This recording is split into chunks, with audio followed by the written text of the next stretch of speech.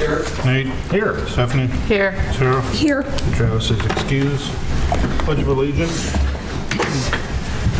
I pledge allegiance to the flag of the United States of America and to the republic for which it stands, one nation, under God, indivisible, with liberty and justice for all.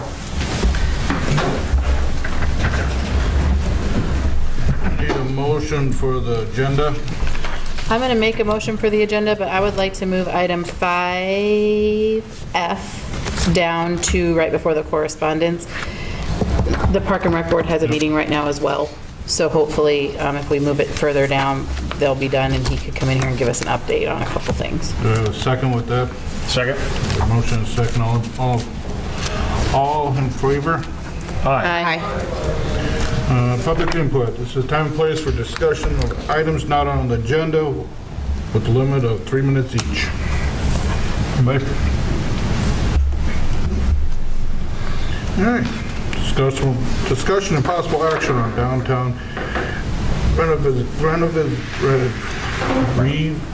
reinvestment grant application for Dave Albright. First time back. Give me a break. Motion to approve the payment. How much is it? I believe it was. I don't have my packet with me, $29.75. but they did submit all the paperwork. Yeah. This is just to approve the project, isn't it? Yeah. Because the project has not been completed. Oh, I thought So if it they had haven't already been paid it, completed and they yeah. paid it, we're You guys are reimbursing approving them. them to do the project, then they need to do it and then submit us the receipts, and then we'll come back again and pay them. Yeah. So historic Oh, I thought we were preservation, reimbursing them last time and couldn't We did because we didn't crawl. have, gotcha. but they are. Then I'll withdraw my motion. Last time it hadn't went to the historic preservation. I know, I thought it was for approval that it was done the way it was supposed to be done. I'll move to approve. I second. A motion and second. All in favor? Aye. All right. So move on with that. Discussion regarding police services. I don't really have much of an update tonight. I supplied worked with Doug Shannon and Chris Nosbish on the budget.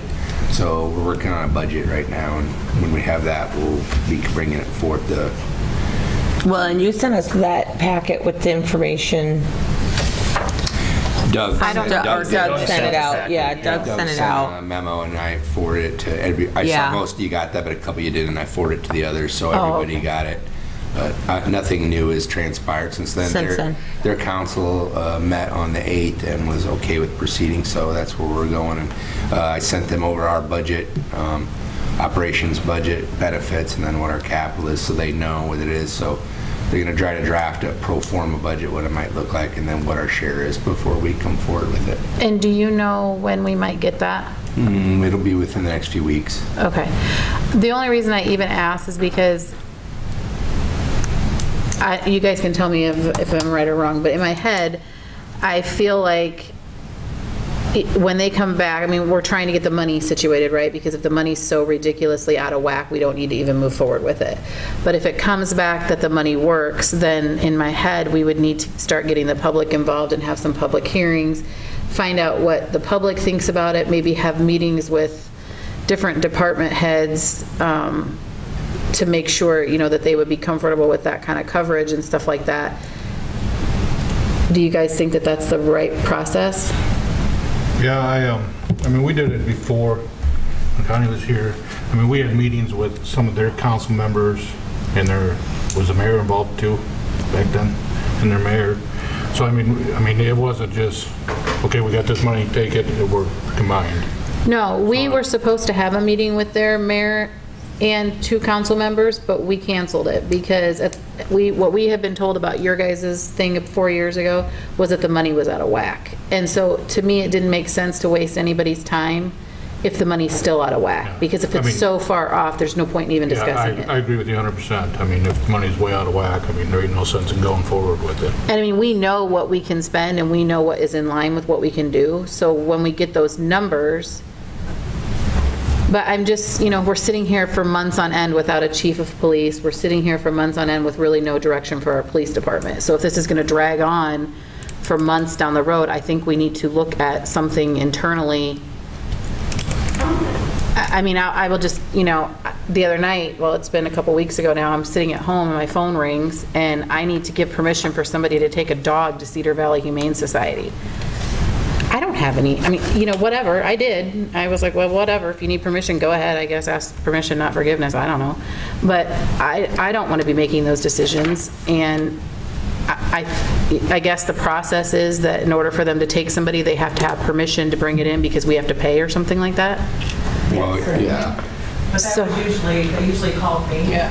So that would, you probably have to transfer that, change that number over to Jeff then. Yeah, that's fine.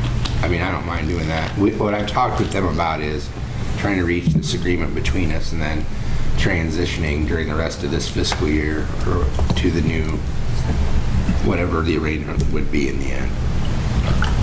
We're trying to work through it in this fiscal year, but have it set to go and then a transition plan for the rest of the time till then. I mean, are you working on, or are they working on like a complete proposal when we could be satisfied with preliminary budgetary numbers and preliminary? We'll bring that. I think what we're going to things? do is that's the big one, is the number, obviously. Yeah. But there's some of the other things we haven't worked on that much. I mean, we just things we thought there was broad general consensus on and put them on a list. That's it. So we'll bring those forth and then let you guys tell us if we're right on the right track, or that's what you want, or what's not on there that you do want. Just to Stephanie's point, we'd like to kind of fast track to where we can make that decision if we can. I mean, just a number. That's really all I care about right now. We can in a budget, and that's what I need to get. Hash out how many people aren't going to be on a board, or if there's going to be a board that oversees it, or what. We could hash all that out later if it works, but we just need a number. It's all about the bottom line. I will. And I don't want to be sitting here in December still going, no. We're waiting for them to give us a budget. I will mention that to them to expedite that, please. Yep, thank you. Thanks. Discussion regarding parental leave policy. I think Amy and Christina had a meeting with Bonnie, and what did you find out? I mean, if you're on board with it, obviously. So what we found is that under the new short-term disability, a person would have to expend 8 days of sick time before short-term disability would kick in. That's different than what the city previously had, which was 30 days. So Sun Life, or whatever the company is, says after 8 full days, then you can claim on short-term disability.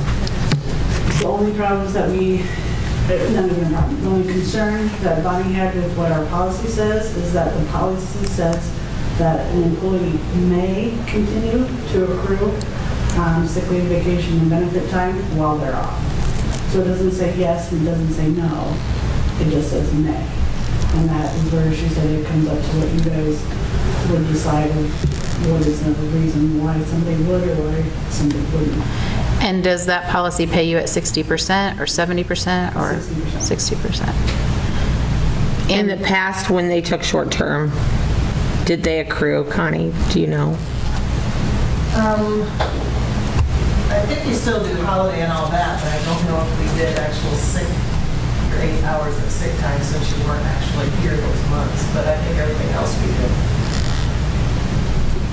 did. So maybe we need to put the handbook on the agenda for next meeting. Well,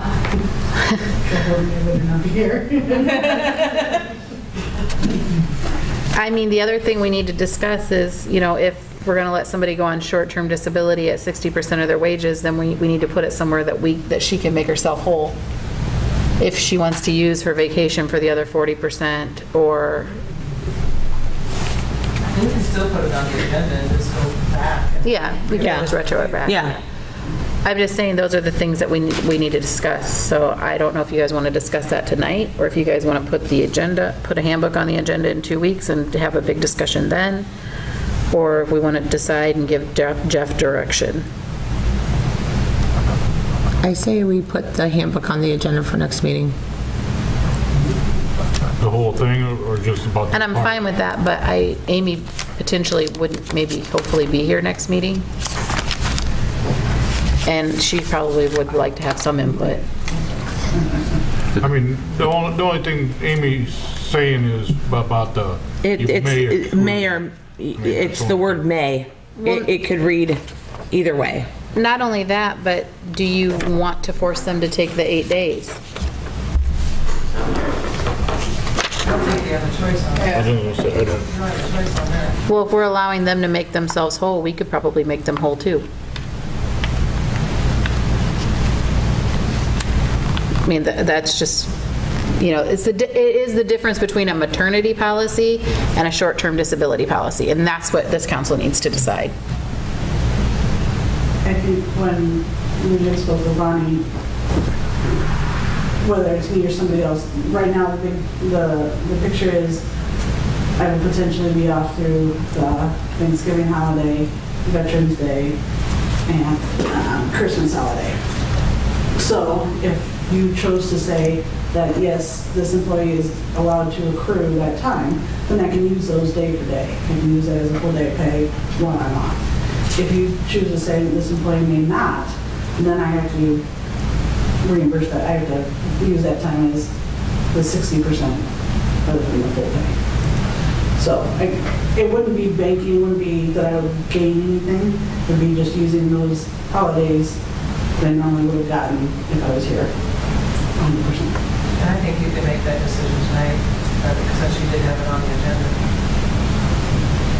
Yeah, right. I mean, because the other part of this is, you know, paternal or whatever, the dad, and adoption. I mean, it's not all about, because obviously they're not covered under workman's comp. Or short term, sorry. And the way that read, it should be short-term disability, let me tell you, and it ain't short either, so just, I don't have it in front of me because I don't have a computer, but read it, Doug. Did it say on the adoption and the dad, would they get paid immediately from jump? Because it doesn't seem fair to me that the mom, who's actually the one giving birth, would have to burn 8 hours of her time, but if you are adopting or you are the dad, we're going to start you right from the jump. Newly adopted parents are eligible for paid leave following 1 year of employment in a permanent full-time position.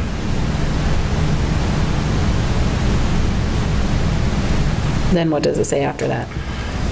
Approved leave will be as follows: 6 weeks of paid leave and 2 weeks at 60% of the employee's regular rate of pay. Employee at their own discretion may supplement the other 40% with their own applicable leave banked.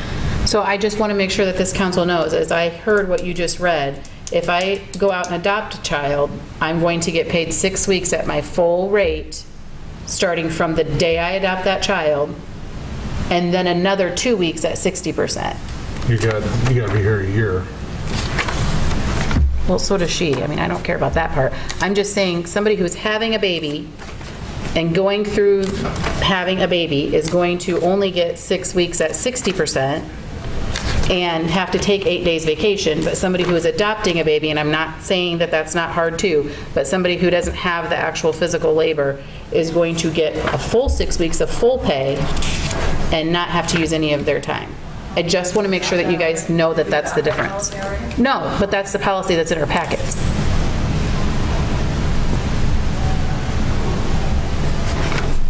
And I just want to make sure that before that gets approved, that everybody realizes that that's what we're doing.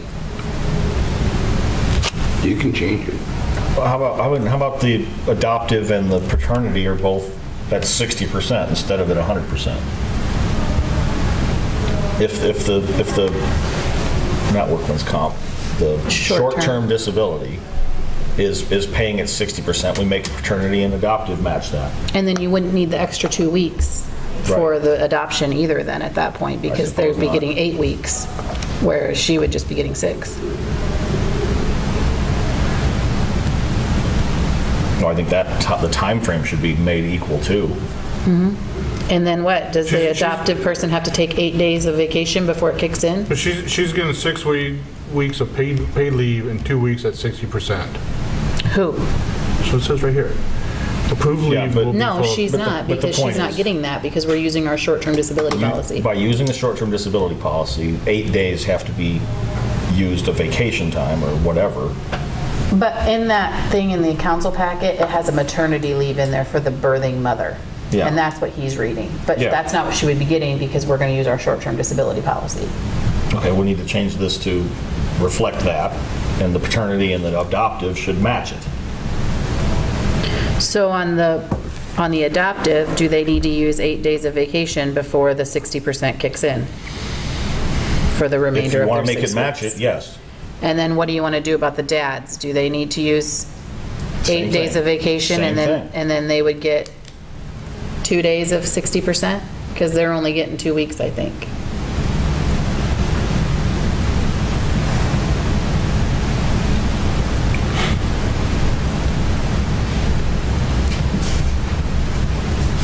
What do you think, John?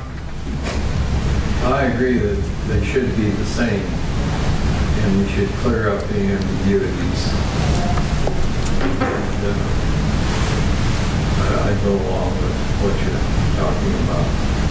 But I think that 8 days, if you don't have that in there, is the short-term insurance going to say, well, you haven't been without pay for...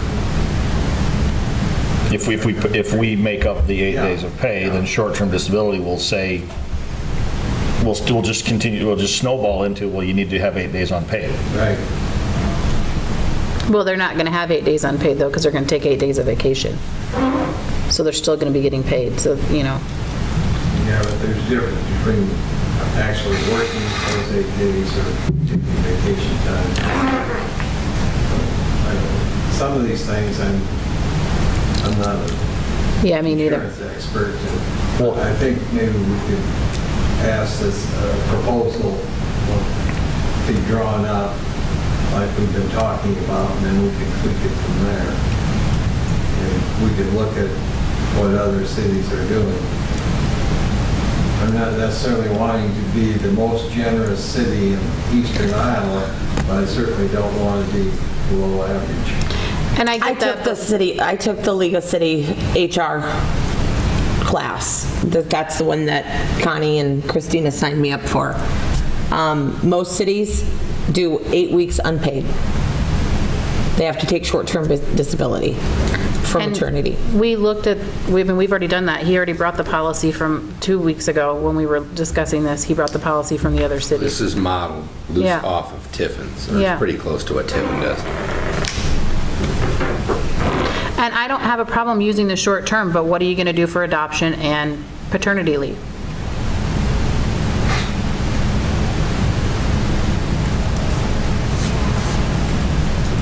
Should both be the same. So what we're looking at here is just for parental leave policy, but you're talking about short term, right? Well, I So- think parental leave is parental leave. So he Short-term wasn't disability is here. not gonna So recognize this adoption. initially got put on the agenda because I think we should have a leave policy for our workers that are having babies. And when I asked for it to be brought on the agenda, everybody else wanted to use the short-term disability policy that's already in place, which is perfectly fine. But then that doesn't cover paternity leave or adoption. So if you guys want to cover paternity leave and adoption, we have to put some type of parental leave policy in place. The way Bonnie explained it is that the pregnancy is considered a disability and illness, so that's why it falls under the short term. A father isn't ill or disabled from this, so they wouldn't be able to get short term disability. Nor would any adoptive parent. Correct, yeah.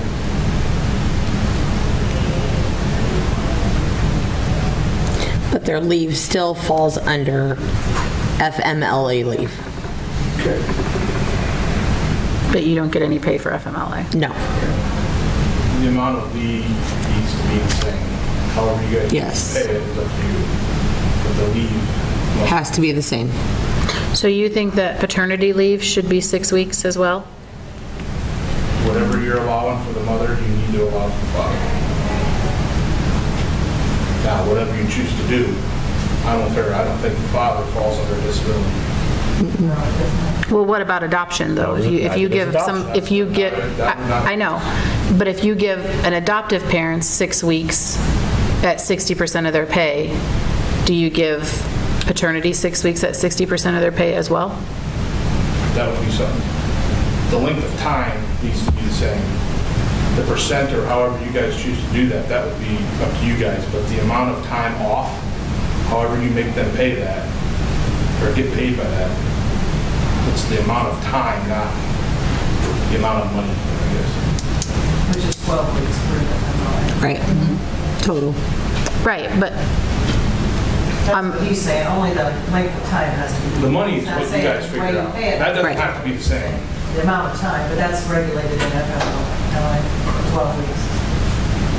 right, but that's You're gonna have unpaid. two different ways these are going to go and get to that. One's going to go this short-term disability, the other one goes like sick leave and vacation leave. It's two paths. But the end date is that Yeah. I don't care what you guys do. Just somebody tell me what you want to do. Somebody needs to make a motion, what do we want to do? I'm not ready to approve anything on this new policy yet. Obviously, I don't think anyone is because there are still things that are in the air. Way too unclear. Yes. What happens if she has her baby tomorrow? Well, we'll retro back for her. That's not an issue. Yeah, that's what I mean. I think we can go back and, But so then how do we want to, I think all that Amy's asking for tonight is if you guys are going to allow her to still accrue her sick time. while she's yeah, I think that's all. The word may, I think that's all she's asking for tonight. Yeah. the word may could be either way. Yep. And that's the only thing Bonnie brought up is that she's just going to be, but you have to do it across the board. Sure. but you can't, I mean, we should have the whole policy in place before we start making little changes here and there. We should just put the whole thing in place. But I'm not ready to approve what's there. Oh, for sure. Yeah, I'm not either. So, But so how do you want to move forward? well, Because 2 weeks ago, we said, we don't like the way this looks, let's figure out something new. And then now we're sitting here 2 weeks later with nothing new, and we're still trying to figure out what we're doing. And we're no closer today than we were 2 weeks ago. And that's how we are with the police department. personally, and I even don't know what we're think we doing. need to pay them as father and adoptive parents. I mean, we don't have to. There's not many places that do. And that's why they have a short-term disability for the mother. I just don't feel that we need to pay when they're not working and let them accrue when they're not working. That's just my personal feeling. That's how it would work where I work. That's how it's been at every place I work.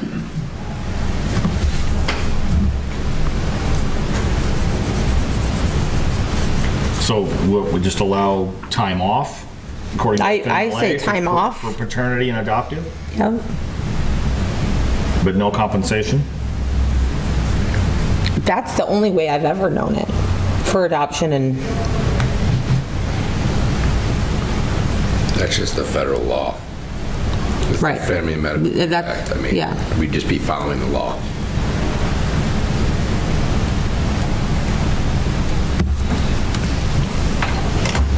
What do you guys want to do?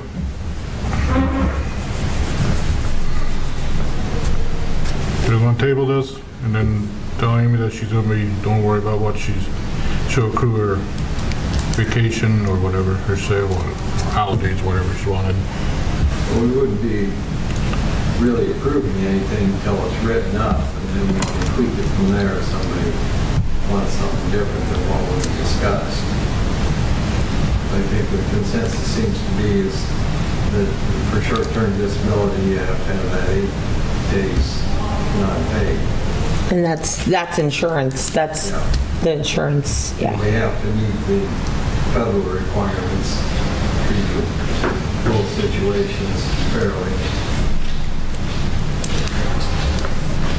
I say we table it for next meeting. And as far as Amy goes, currently,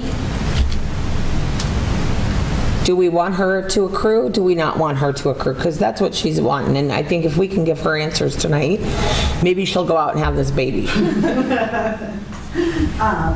that, I just want to clarify, so I have to use, it's either unpaid or paid. I have to use 8 days of time, whether I take it as paid or not, before this short-term disability will kick in. So I have saved, I have a bank, I have no issues, so I'll take those 8 days as vacation or sick, or a combination of both, and then short-term would kick in. And that could be at 60, that's at 60% for the short-term policy. If I wanted to, I could then ask Christina to take an additional 40% out of my vacation, sick time, comp time bank to make it whole at 100. Or I can just stick with 60%, which is probably where I'm going. Well, I think to allow you to make up that, I don't see a problem with that. It's your vacation hours, your comp time hours. Right. Yeah. And it's not that I have to expend it all. It's just, I could if I wanted to. And so I'm fine with that. I just want to make sure that when those holidays occur, if I'm still off, then they count as a day off. A paid day off. I'm going to make a motion, and I'm going to make a motion that we, and I don't know if I can make this motion, but that employees will accrue while they're on medical leave. Will accrue what? Sick, holiday, whatever it may be, they will accrue that. Because here's why. If they have to take 8 days, they're coming back to maybe nothing, and at least they'll have something to come back on because that child may get sick. They may get sick when they come back. So that's my motion, is that they can accrue, they will be able to accrue, changing may to will. Shall. Everything. Sick pay, vacation pay, Yes. personal time, Yes. everything. Yes. That's my motion. John seconded it. So your motion is to change it from may To will, to will. Shall. All right. or shall, whatever it will. Got a motion, I got a second. And this just covers workman's comp, or short-term disability. Workers' comp. Short-term disability. Sarah. Aye. Stephanie. Aye. Nate. Aye. John. Aye. Discussion and possible action regarding Nixle alerts for residents. Yes, so I finally did talk to Nixle. Cost was $2,600 for a year, Okay. and it's kind of laid out in this. I did see that. Do we have somewhere in the budget that could cover that? Yeah, I mean, it's not a lot, so yes. That's really not for what it would be used for. Right, I mean. So I'm next year- still wondering, that gives us 100,000 techs. What happens if we go over 100,000? I don't have any, I'm sure we would get charged, I don't know exactly what, but to reach 100,000, we'd be having a lot of trouble. Well, it's 2020. I don't know where you've been for the last 9 months, but... Yeah, but I mean, if we get 2,000 people signing up, let's say, for this. We'd have to have 50 events to hit 100,000. You'd have Yes. 50 events for a year to hit that. And I will tell you that I do know that on Mount Vernon, there are some people who do not live in Mount Vernon that get those alerts. So Oh, yeah. can just anybody sign up? Yeah. You don't have to live Cell within the phone. city? It's just a cell phone. So- It's like text to da-da-da, and then. I just didn't know if you had to verify your location or whatever, but... No. I'm kind of with you, though. I mean, effectively, every text costs a quarter or something like that. Why Well- would we send it to someone out of town? Well, mean, all that I'm doesn't saying live in is, town. if we get to 100,000, let's just say something really random happens and we have to send out a lot of texts over a year, and we get to 100,000 and we are being charged, $2 a text or something, and we have to send out a text to 2,000 people. I mean, I just want to make sure that, I guess what I want to know is, this gets us to 100,000 texts for 2,600. What is the next tier? And what happens if we go over? Bigger cities, I didn't look at the bigger cities, I'd have to get it, but I guess if we got close to that, I'd come ask you, do you want to do this? Or I'd stop doing it until, but I just have a hard time. Well, I don't think we can really foreseeing. do that if we're telling the citizens that we have this program in place, Well, and not- then just not all of a sudden stop permanently, it. just short term, but I mean, I've been in places where we use Nixle in the past. It's hard for me to envision. How many times a year did you year. use that in the past? Under 10 a year? I mean, how many water main breaks and snow emergency? I'm sorry. How many water main breaks? Why do you keep asking questions? Stop asking questions. But those are the things that generally go on it. I mean, water main breaks, snow emergency. Yeah, boil orders, move your cars. Yeah. I understand that, but I think what Stephanie's just asking is, okay, what is the next tier? I mean, you know, I don't want to, I mean, with her too, I don't want to sit here and all of a sudden we have a $10,000 bill because we went over 100,000 text messages. Well, especially if the next tier is like... I just want a number. I mean, they told us the number is going to cost us $2,600 for this one. All right. What is it per after that, or what's the next step? That's okay. I mean, we think it's a great idea. Yeah. I mean, we're not down that. I'll ask her. You could always ask Mount Vernon what their average number is per year. I was just going to ask that. Do we know how many they send out? Number went up for the cost of this a lot in the last 2 years because the phone companies are jacking people for texts. That's why Christina looked around and some of them were paying 1,000 and some we saw. For 100,000 texts? Yeah. So this is how many texts? Or it's 2020 and everything's happening. She did tell me on the phone that the major carriers were charging a lot on the text messages, and that's why they're passing on a higher cost. That's what she told me. But I'll get you the next tier. This is 200,000 texts, right? 100,000. 100,000, yeah. But I mean, we want to move forward. We just want to know what happens if we go over. Okay. I mean, it's just like our cell bills. I have no more we get unlimited, but. You know what another question maybe would be for them, Jeff, is let's say that we're in September and we're at 90,000 texts. Can we bump up to the next level mid-contract without, I mean, because if we could monitor it and if we get close, we could just automatically call them and be like, hey, we need to bump up before we hit those overages, because that's what you can do with your cell phone company back in the day, right? When you had so much data or something like that. If you felt like you were getting close to that, you could call them and say, hey, I need to bump up to the next tier, so you wouldn't get all those overage fees. I'll just ask if we can buy it in pieces like that, so many per 10,000 or whatever. I'll find out. We're only talking about 2.6 cents a text. That's 100,000. Yeah, but overage fees, you could be talking anything. You can see that they're not, as long as we're not being gouged. Yeah. Good investment. I think it's a great investment. I just want to know everything. Yeah. Okay.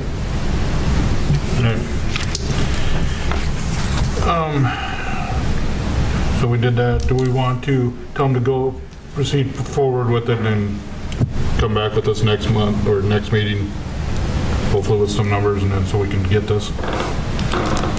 You want to table it for 2 weeks? Because we are coming into the winter months. And we could have an ice storm in October. We can have an ice storm in September. I mean, I'll have it in September tomorrow. Hey, it's 2020. All Just right. stop. Hang on. There is a meteorite ready. probably headed our way. Subject to checking out, make sure we're not going to be gouged. There you go. And I mean, if they send you as a contract, I'm sure it says in the contract too. Right. Oh, sure. Yeah. Do you want to second that since this is your baby? Yeah, I would like to second his motion. We'll pending what comes back. And if when Jeff gets it, he'll say, well, maybe I should bring this forward before I have him. Yeah. Because I'm going to have to sign it anyway. Right. Yeah. So. All right. We got a motion and a second. Sarah. Aye. Stephanie. Aye. Nate. Aye. John. Aye. Discussion and possible action regarding south downtown alley between Washington and Jackson Streets. This is the Walton Alley. Is this the alley that runs behind Bill's in Yep, Southeast yep, Lynn? yep. Okay. The council had asked us to take a look at that. Travis and I went out and walked that alley. We have several issues here. There's a bit of history on this. We looked at it last year and started to put together some plans for it. We had several businesses come in, and during the winter, when we have snow, that they plow and it piles up a little bit. Creates issues for the drain lines off the roof, creates local ponding and whatnot. In addition to the gentleman that was in, that had put in the driveway. The driveway slopes down a doorway that's lower than the roadway. So obviously you get water there, it's going to go to a low point. In order to try to fix this, even if we were to do regrading, we still don't fix the issues with the downspouts unless we provide a way for water to collect and go to the storm sewer that's over by that community center. So looking at that, we threw together a storm sewer layout that would go to the gentleman's building that had come in with a complaint. That's going to be a couple hundred feet of storm sewer, about 235 feet is what we had estimated. Throw in an intake, tying it to existing, and then put some stub outs so that those property owners that are adjacent to this could run their roof drain lines if they want to put a tile and tie into it. That would provide a way for a lot of those issues to be cleaned up. Unfortunately, it's very tight in there. We don't know if we're sure that we can get easement, but we'd have to work with the property owners. There are some utilities under the roadway. Estimate of cost in order to do a storm sewer like this is somewhere in the $35,000 to $50,000 range. So before we went any further with it, just wanted to present that to council and see if you want us to continue developing this or if it's cost prohibitive.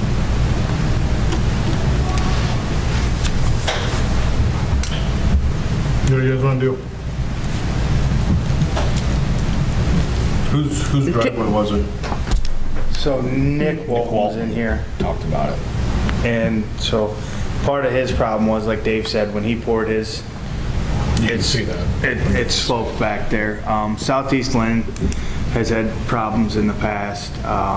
The Fantastic Escape has no place for they're actually thinking about cutting and putting it onto Main Street, cutting through the sidewalk and putting one of those grates in and getting water because they have no place to go. It's an issue. We didn't budget for this, and I mean, but the only thing you could do also, I mean, is you could drop the alley. I mean, but we spent all that money and time basically paving that alley. Well, you're gonna have to move the utilities too. Yeah, I mean.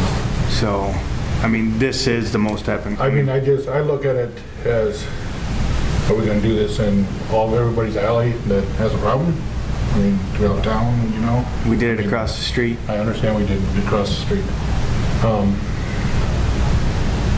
So then, to answer your question, yes, apparently we are.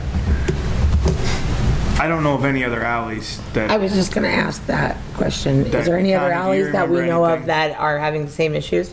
All I know is that we've paid Dave to look at that alley probably, 6 times already? And we always come to the same conclusion, it's no. Right. So,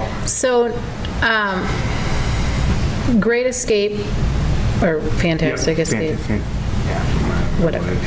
They have a plan to get their water. They're going to try, but what they're going to do is they're going to be bringing it to Main Street and dumping it instead of letting it go in the back like everybody else.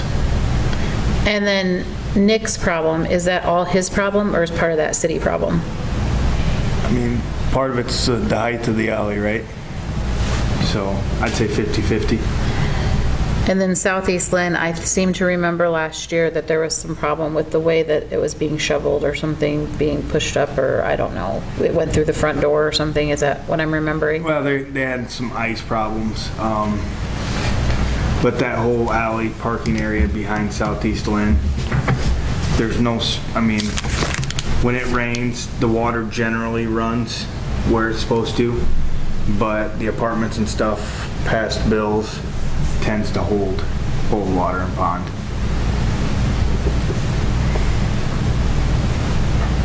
Yeah, the last problem Southeast Lynn had was kind of a fluke.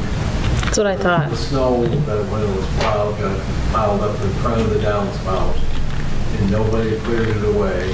So the person that shoveled the sidewalk could be checking that, the director could be checking that, and just keep it clear so it could run out into the alley. Instead, the only place it did is right around the corner and right in the door, and it's the first time we've ever seen it do that. I think I remember you saying that before. And there was like an ice barrier or something. If they just would have built the building a few inches higher. Or if they would just put the downspout in the back so it goes right to the drain instead of the front. Well, that was the other suggestion. Well, can that be done?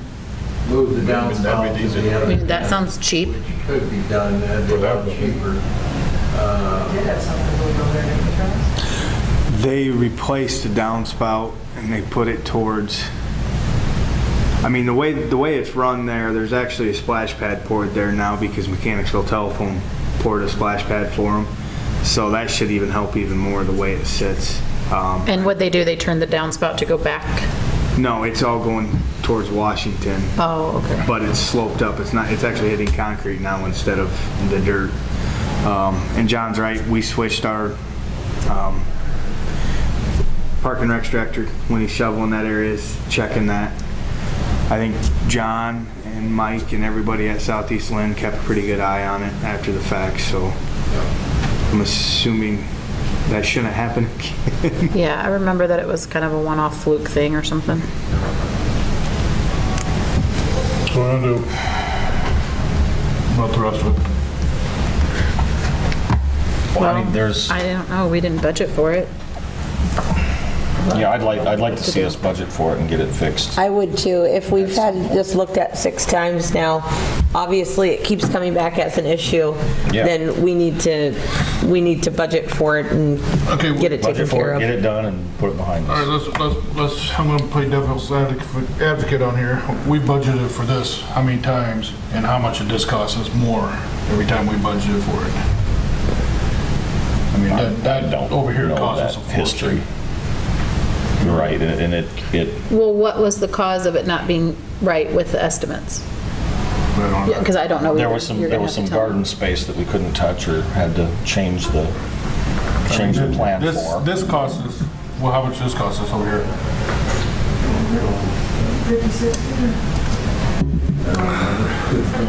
All right, so we're just let's table and then we'll talk about it at budget time. That's what I'm going with that. Well, now, hold on, no. Because if that's your guys' plan, I know we had some easement issues with this, so if you guys are truly going to look at going ahead for it, I think we need Dave to get started on easements and stuff now. Because I don't want to budget $50,000 and have the same thing happen over here. We find out that somebody doesn't want us going through a certain area and it costs us more. And I know that. I agree. I did just drilled in fiber optic to that alley. Yeah. So, I mean, are you guys okay with Dave looking at easements and getting that, at least that much done? Yes. If we're going to move forward? I think so. Yeah. Do you need a motion for that, or? Nah. Okey-dokey. We've tabled that one. Update from Lisbon Mount Vernon ambulance. Hi there. Hi there. Hi. Hi, Jake. How are you? Good. How's everybody doing tonight? Good. Good. So the last time I was up here was roughly a year and a half ago, and I believe I was asking for money. The bright side is that's not the case tonight. So I really just kind of wanted to come and talk to you guys about our activities since March with the COVID-19 outbreak, as well as during the derecho a month ago now. Just to kind of give you an update and see why a community ambulance is really a benefit to our community here in Lisbon. So since March, when the COVID-19 pandemic kind of started, we started looking at cases. Our volume dropped about 35%. We're still a little lower than what we were at last year, but it's starting to come up. I do have to give a big shout out to Brandon, working with him during this, securing PPE, working with not only Lynn County but Johnson County. We were able to make sure that our whole EMS system was adequately prepared with PPE for the ongoing response. Since then, we've really been working with public health as well as the hospitals, the nursing homes to coordinate PPE supplies as well as active cases, and working to make sure that our providers are safe as well as the other responders. LMBAS kind of took the lead role in developing response procedures, again with Brandon's help, with some suggestions that were coming out of Johnson County. The derecho, LMBAS was active in the response the day of August 10th. We did lose power at our building and had to kind of base out of 3 buildings. Our supplies were kept at our building, but both fire departments in our community were willing to allow us to borrow space, which was huge. We were able to keep our equipment temperature controlled as well as charged.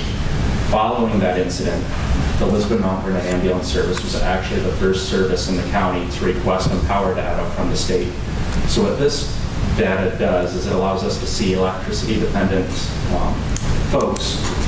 So whether that's people on oxygen concentrators, CPAP machines, anything like that. So we, after a battle with not only Linn County Public Health, but the Iowa Department of Public Health, were able to get access to that data. Unfortunately, due to power issues and internet issues, we weren't able to be the first ones to receive it, but we were the first ones to request it in the county. And that's a lot of work done by Linn County Public Health in working with us. We also work with Southeast Linn Community Center to identify target locations of people who may be at risk due to heat exhaustion, food insecurity, to make sure we could check up on them. So that included Myers Meadows, which Lisbon Fire handled, as well as other locations and residences in the community. Following that, in the 10 days following the derecho, our service responded to 37 calls, which since March has been about our monthly average. So we did about 1 month's a call in 10 days. So we had 2 paramedic crews running pretty much 24/7. It was great to see everybody come out and support. So since then, a little update on fundraising. The ambulance will be here in about 30 days is what we're forecasting. So not to be said that there can't be delays. Like you said, it is 2020 this year. Fundraising was a huge success, along with the city contributions, to be able to do this without dipping into our emergency funding. We're super excited to have really a state-of-the-art ambulance that's top-notch in security features, or safety features. So Johnson County Ambulance put a video out to KCRG on their new ambulance that they got a few months ago, showing a lot of safety features. Well, if that's exciting and new, then our ambulance is going to be a stride ahead. So I'm really excited for this to get to our community and really provide a great service, not only to our volunteers, but to the community members who may need our services as well. Awesome. So overall, we're up to 31 volunteers with 7 paramedics, 4 of those who are active, very active, I should say. 1 who's coming back after a leave due to COVID-19 concerns. We are pretty much providing a paramedic 24/7, whether that's on the crew or just somebody who's able to be called in should the call needed. Our only issue was every other Thursday, and that issue's now been resolved due to scheduling changes at somebody's job. So we will pretty much be able to provide a paramedic 24/7. We are also going to be initiating a paramedic response vehicle here in the next few months. So our volunteer crews can still have an active role, even if they're not a paramedic, and our paramedics can be available for continued support should the first crew not be needed. So we're really excited for the future, and we're doing good things here in the community. Hey, Jake, what does that last thing that you were just talking about, what does that look like? A paramedic, what did you say, paramedic response vehicle? So our service operates with 3 main certification levels. EMT, which is our basic level, first aid, and then a little bit more stabilizing and transport education. Advanced EMT, which gets you limited medications, IVs, and a little bit more physiology. And then paramedics, which is really the down and dirty, lots of procedures, lots of education, lots of access to medications. Not every call requires a paramedic.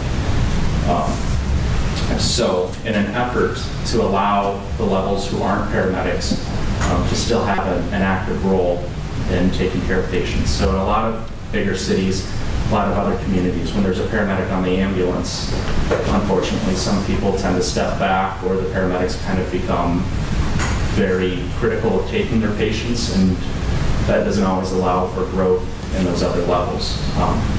A lot of our folks take a lot of pride in taking care of patients, which is great to see. And that's typical of a volunteer service. So what we're doing is we're actually going to be working to remove the paramedic from the ambulance. They can still pick up ambulance shifts if there's pulls, whatnot. But our goal is to have eventually, within the next couple of years, 24/7 paramedic coverage in an SUV. So this SUV will kind of triage calls, so they may not respond to every fall, those lower acuity calls, but they'll be there for the big things. We had a car accident with 3 vehicles involved today. That vehicle would be able to sprint out, do an initial assessment, kind of dictate additional resources that are needed. Is that vehicle specially equipped? Yes, it'll have paramedic equipment. Is that something that you have to have installed in it? I guess, can just any random SUV work, or do you have to have a special SUV for that? Not necessarily. You don't need a special SUV. We are getting a retired Mount Vernon Police Department squad. This has been something that I've kind of been pushing. I was in Wisconsin and doing EMS system assessments and looking at better ways to provide EMS. This is something a lot of communities have had success with, and as a pilot program, I was really hoping to get a retired Mount Vernon or Lisbon PD squad, or even something off an auction, to allow us to really go in and do an assessment and see how this works for our community. Well, that's kind of the reason I'm asking, because if we were to join police departments with Mount Vernon, you missed that conversation a little bit earlier, but we have been told by them that we don't need all the vehicles that we have. Yes. So that's why I was asking. And there's always open discussion. Like I said, this is a program that I'm excited to be implementing, and do believe it'd be a good thing for our communities. So, okay. So on top of our response over the last few months, we've also been really working to increase the education in our community. The reason I was a little late tonight is we're actually doing regional trainings. So at these trainings, we have members from the ambulance, both Lisbon and Mount Vernon Fire Department, as well as a lot of the mutual aid partners and other ambulance services we work at. Tonight there was representation from Mechanicsville. Usually we have some from Stanwood. Ely Fire is there because we respond with them on a small part of their district. Martell Fire, again, because we work with them, and we want everybody that we're working with and responding to have the high quality education we expect here. So it's really been a great opportunity. We do it over a video or Zoom, which allows everybody to kind of still be spaced as well as make contact and ask questions. So it's been an awesome resource, and it's something we're looking at implementing in the future for all of our trainings. So lots of good things going, and I'm excited to be here, and our service is excited to be serving Lisbon. Thank you, Jake. Thank you for all your work. If you guys ever have any questions, or if you have questions now on what we're doing or the future, feel free to ask. Jeff has my contact information if you need email or phone. So I love to talk about EMS. So, all right. Thank you. Discussion regarding building permit process with Lynn County. I put this on the agenda. Okay. And the reason that I did is because I have had a couple people come to me and talk to me about what a nightmare it is to get their permits. And I also had to get permits when we switched to Lynn County, and it was a nightmare, and it's an ongoing nightmare. And I just want to know if we've gotten any kind of update from them as to how many permits they're issuing, what their process is. Is somebody around very often? Do you know any of that? And maybe you don't, because it's been, kind of not. I haven't gotten any numbers from them, but I've met a couple other people that were out here. Have you guys at City Hall gotten any complaints about the permit process, or anybody having problems with the permit process? Legitimate complaints, not like. There's some things in the process. It isn't just them that could be better. Like, I don't want to get into a whole digression here, but like stormwater is something that's not addressed very clearly as to whose responsibility it is. So I think there's some things like in the system we could tighten up and make the process better. I'm not getting like wholesale complaints on them or anything like that. And I guess I need a refresher myself, because I don't remember what we pay them to do this. Or I think it's passed through. Yeah. Meaning that they just get the value of the permits, right? Right. Yeah, okay. Do we know, we don't know what that value is? No, but I mean, I can look it up and send it to you tomorrow. I get it weekly, actually.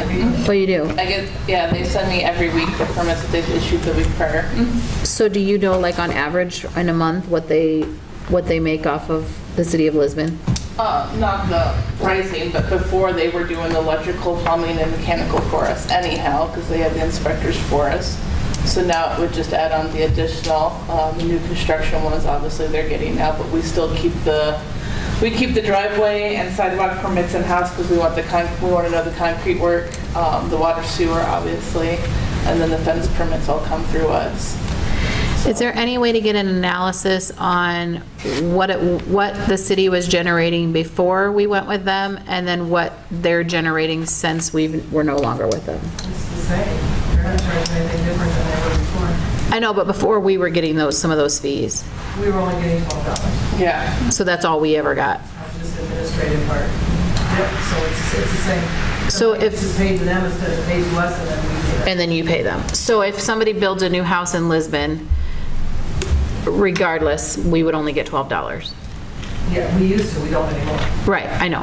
But before, we would just get the $12, not the permit fee or anything like that. Okay.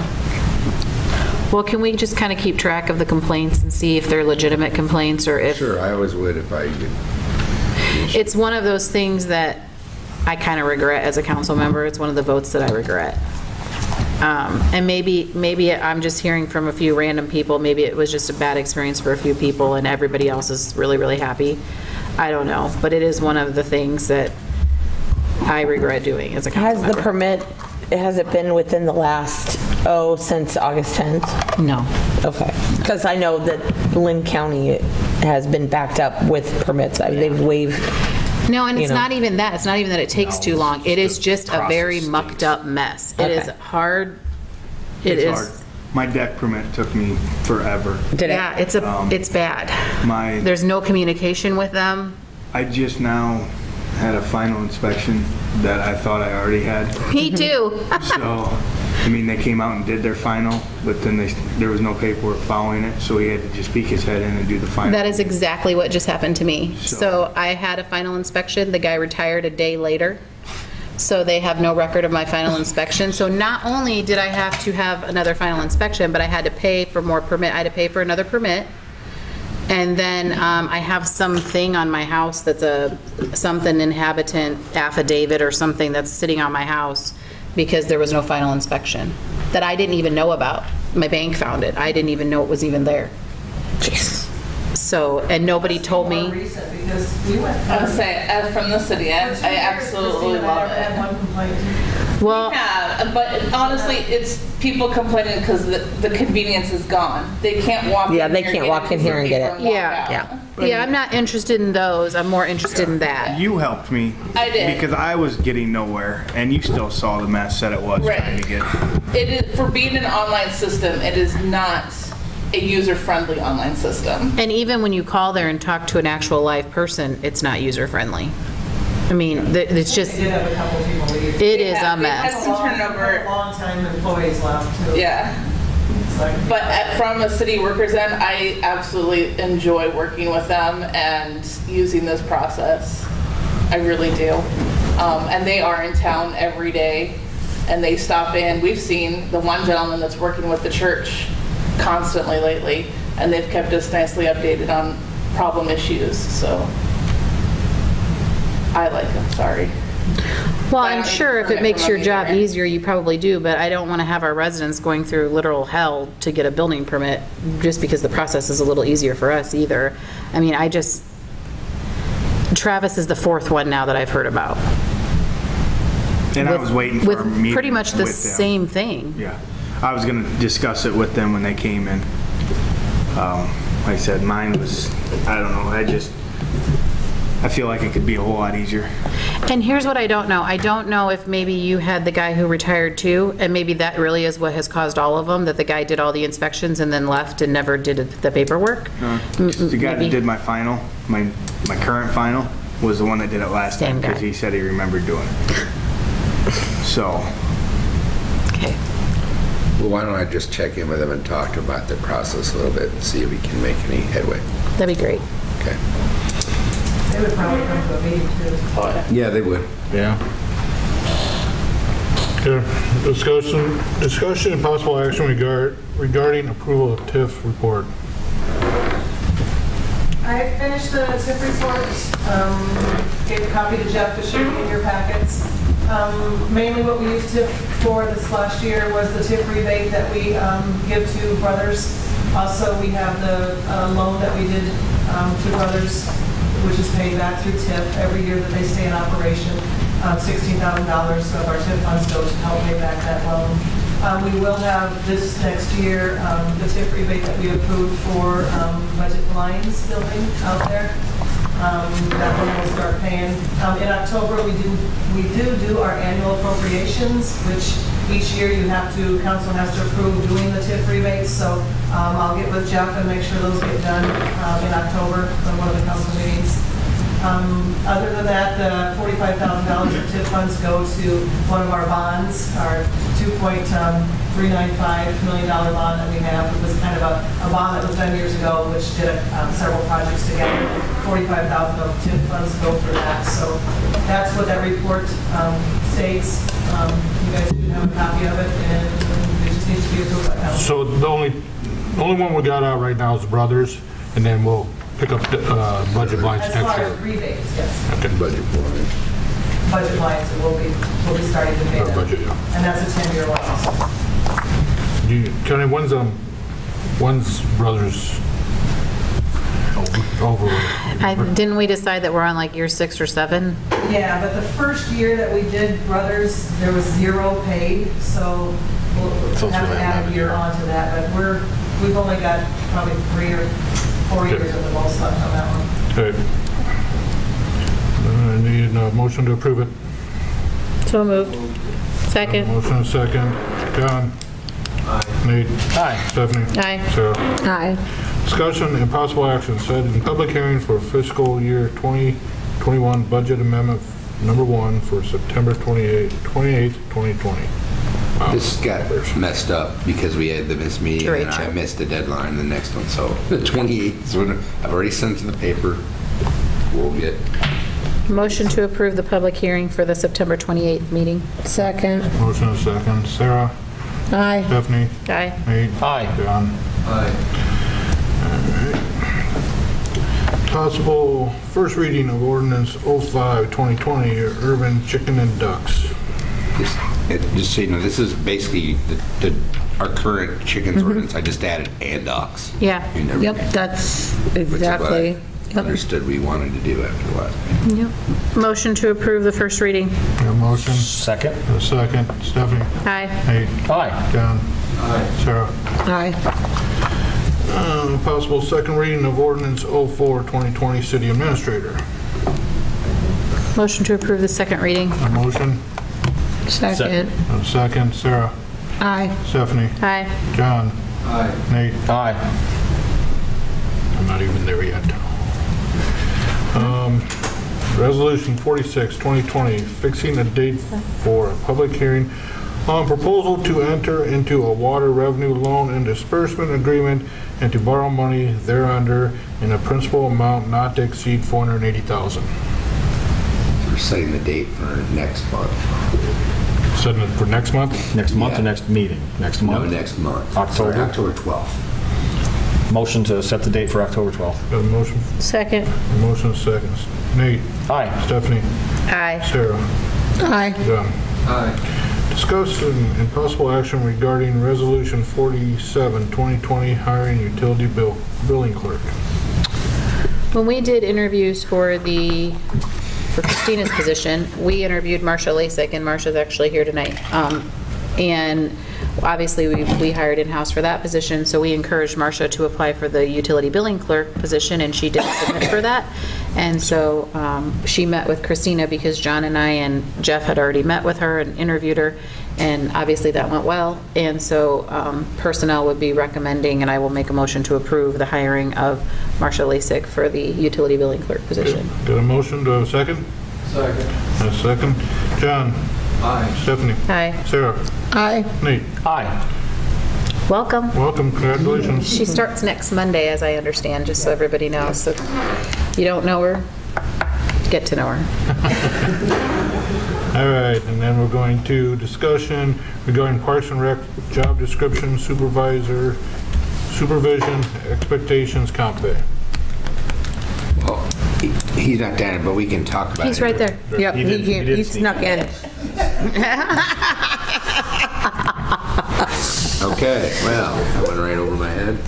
I wondered why you were making that face when you turned around and looked at him, and then you came back. I didn't even see you. Sorry.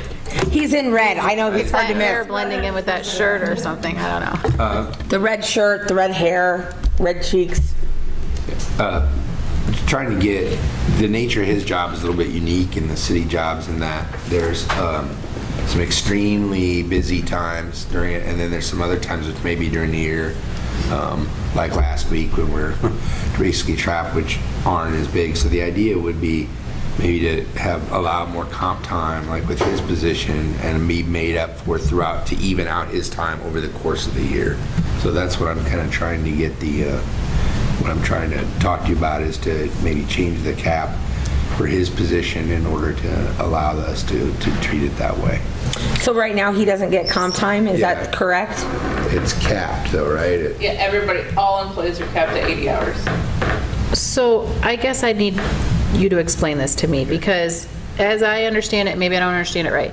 So Drayton gets paid for 40 hours a week. So like, obviously, he worked 14 hours or maybe 15 or 16 hours today, I don't even know. But there are some weeks that he works 60, 70 hours, and that's been the norm lately. But then obviously last week, how many hours did you work last week? 21. So last week he only worked 21 hours, but he's still salary, so he still gets paid the same amount of money. He's not an hourly employee. Yeah, so I don't understand. He gets paid for the job that he does, not for the hours that he works. Right. So I don't understand where the comp time really comes into play, or not capping it. No, it's okay. It's salaried. I guess I didn't quite understand fully that was all figured, or maybe I just didn't ask the right question. So it's a salaried position. It is a salary position. Okay.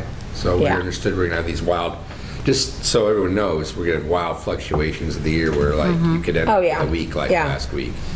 Okay. And I know that Travis has him tracking all of his hours, because at some point, and I really truly do try to stay out of this, you all know that, and I'm only talking about it because Jeff put it on here, but at some point you are probably gonna have to look at that, because he's working, I mean, obviously last week was an off week, but he is working like 60 to 70 hours right now. If we have a bad winter, he potentially could still be working 40 or 50 hours in the winter with the basketball and snow plowing, and then when this comes out here, you know, there might be more. So at some point we will have to look at this position and see if it really is a 40-hour a week position, or if it, you know, because who's overseeing that he gets 2,080 hours a year, or whatever? I think that was part of the agenda discussion tonight too. Was that the way it's set up when Connie was here was that there was a conflict, or when he, so the question is, should he be in, probably should be under the administrator, not public works director. So that's why he reported to Travis, so that you wouldn't be his direct supervisor because you were his aunt. Okay, and so now you're asking to bring it back to the administrator. Right, which Gotcha. I think it should be, and then I didn't really understand, I knew the hours were being tracked, but I didn't really, I thought that was for purpose, I guess, more than, but it's information. Well, it's because we need to know, because right now, what this job was hired on, as far as I believe I understand, you guys can tell me if I'm wrong, we hired on this job basing on the fact that in the summer, he would work 60, 70 hours a week, because in the winter, he would only work 20. Right, okay, just so. But if he works 60 hours in the summer and works 40 hours in the winter as well, or 50 hours in the winter, you know, I mean, that's why we're tracking it. Okay, all right. Do you guys all think that that's right for the first year? Yes, I absolutely agree. So let's just keep, so it. But I just like to see some oversight, make sure that we are getting what we pay for. Well, I think he submits it to you, doesn't he, Christina? He does, because I keep track of all public works stuff that comes in, because we do it for workers' comp. So now, For you since guys. So if you guys ever ask me what the guys did for the week, she can hit the print button and give it to you. so even if he reports to you, it would be the same thing. He would just keep tracking and give it to Christina. Yeah, that's fine, and that would. And is that what you? It's probably better. Are you good to that? Yeah, I think Drayton and I are kind of in the same boat as far as job description wise for them. I mean, there's real no clear cut where Public Works starts and stops in the park area as far as like who's supposed to be doing the checks on the park equipment, who's, we got the pool staying under Public Works or Drayton. That's another thing that just, I mean, there's a lot of stuff that we didn't have to do because of COVID this year. And he's still putting in a ton of hours, and there's still no clear cut. Am I saying this right, Drayton? There's still no clear cut on where we're supposed to be. Who's responsible I mean, for it? like the trashes, if we're supposed to still do the trashes in the park. I mean, we never had that conversation. I will tell you that it's interesting to me because, and I don't know if this is, you know, he did all the tree limb pickup, which I don't know if that falls under Park and Rec. The other day he dug a grave. Like, I didn't know that fell under Park and Rec. But, So no, it doesn't, and he's helping. It doesn't fall. He was just, because I was the only one working, and he came in to help me.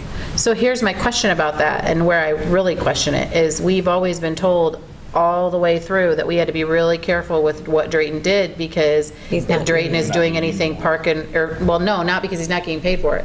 If Drayton is doing public works stuff, it is a taboo for the union because he can't do union jobs, but they can do his job. So that's, I guess, where I would be worried. So I don't know. But we didn't take any workers that were available. That's what that was my next question is, did we take any workers that could have done it? Okay. Or could have been paid overtime. Right, yeah, no, anything that he's worked has not overstepped any bounds, or I say worked, anything he's helped us with has not overstepped. And like I said, as of the grave we dug, it was just me on the clock at the time, so. So here is my question for all of you, because maybe one of you knows better than me. Is it better to clearly define the Park and Rec job so that it's separated from Public Works? Is it better to just leave it like it is and let him do whatever somebody needs until we get in trouble? I think it's always been pretty separate, except for just recently. But recently we were under a emergency situation. Yeah. So. Or would it be smart? Rules a little bit there, but. Would it be smart to redesign the Park and Rec job and make it a Park and Rec / Public Works? Or could it just be a Public Works job with a designation in Park and Rec? Why don't we just go with Public Works Director, Public Works, and then he may be called in to do, or Parks and Rec job, but he may be called in to do Public Works at some time. Could be called in. We're just trying to get away from the union work problem. I mean, is there a good way to do that? I don't even think that's our problem. I think our problem. What's your problem? The clear cut, like his job description versus, what you guys are expecting him to do. And we could be totally off what he's doing. We're putting these hours in and it could be totally off. Like you guys could be expecting Public Works to be doing that and not him. Well, I can only speak for myself, but I thought the Park and Rec Director's job was going to be to mow all the parks, do all the shoveling in the winter, do the planters downtown. But he went and got his water certification so he could help with the pool as well. Do that, run all the programs, every Park and Rec program he would be responsible for running, organizing the schedules, and then when this opens up out here, he'll be responsible for everything out there, and he should be responsible for everything at Macamills. So, but that brings me up, okay, so the equipment down at the park, like the swing sets and all that, that's still on Public Works to inspect and to maintain. Like the mulch, we're still supposed to do that. That's what we're saying is, I have no issue. We work together anyways as it is. So we just want to make sure. Issue helping him, and he has no issue helping me. Is that after a year you review it? What I would like to see you guys do is just you guys sit down and say, Drayton, here's your list that we expect you to do. Travis, this is the list we should do that they expect me to do. Where are we crossing over at? Just get it clear right down the board. Because like Stephanie said, when we get this park set up here and Macmill set up, he ain't gonna have time to do anything. He's gonna be mowing. Well, and Jeff made a comment to me the other day that you don't even think he's gonna have time to mow once everything gets where it's gonna be. I think that during May and June, when he's got leagues, it'll be very difficult for him to do those leagues and keep those mowed and keep them up. Well, that's a problem. I had a public works director in Belle Plaine, and he didn't mow, and he was all over the place in May and June already. And he was well, I mean, part of making that job full-time was because he was going to do all the mowing and everything like that, and so now... I could think you can do it mowing, but then you're going to have to cut back on your programming during that time. I just think during those months, those are going to constantly clash. Well, we can't really judge it off of this year because this year again, it's 2020. It's 2020. Why could you three sit down? Sure. So here's my question, kind Travis. of go through what you're doing, Drayton, what Public Works normally does that possibly Drayton could do, and kind of go from there. And I think another question would be how many hours is this council expecting him to work? That's the other thing is what we're trying to get at is he's already putting in astronomical, and we don't have it really defined. And if you're expecting more, then his 60 is going to go to 80 real quick. Like to the council, what's more important? Is it the physical plant, like work that he does, like the park maintenance, or programming? All of it. You view them as the same level, like the programming and the physical plant maintenance. Well, you really can't have the programming unless you have somebody doing the maintenance, because where are you going to play Right, the I games? understand that. It's Maslow's hierarchy of needs thing. You have to somebody have the facilities and all that first. But I guess how much programming do we want to do with it beyond?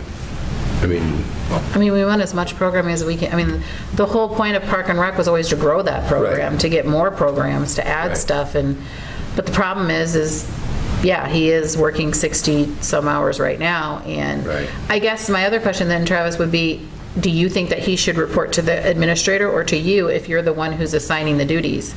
I mean, I'm okay either way.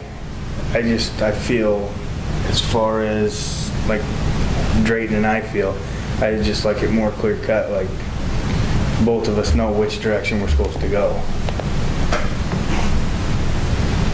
Okay, this is what needs to happen then. Travis, you write a list down of the things that you guys normally do at the parks. You bring it back to us, and we'll go from there. I mean, I don't know what Travis... Do we not already have job descriptions? We do. We do. We redid the job description for full-time. So is he doing stuff? The job description's very vague. If you read the job description, it doesn't, like with ours, our duties are pretty much clear cut through there. Is there anything on the job description that says any other duties assigned? Okay, perfect. It covers everything else then. I think what they're leaning toward is the maintenance part of it, which is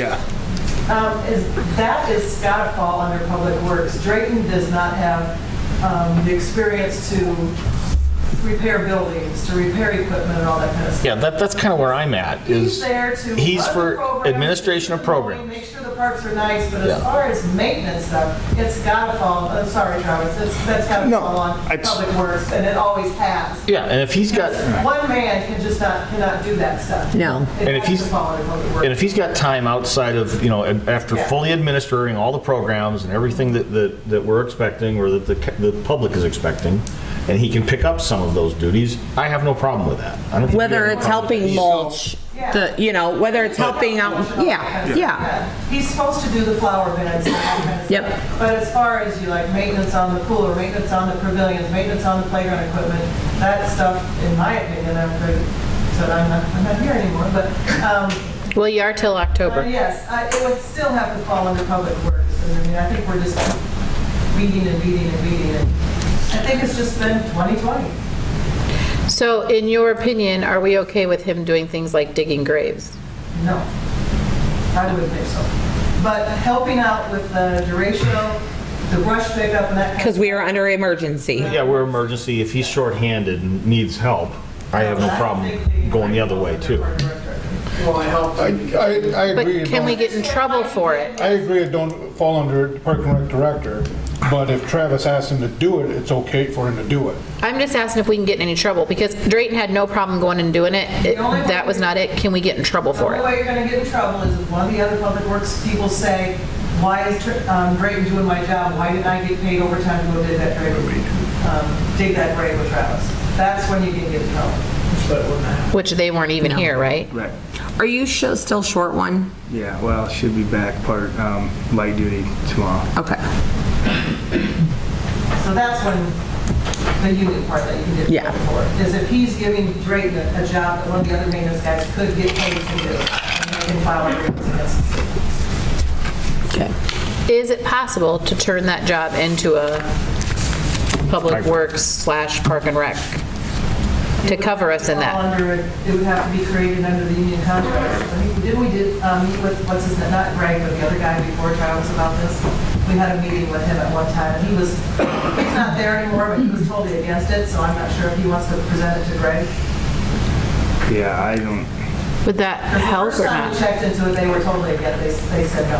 Well, I think having a salary position in the union and then not paying him overtime, double over.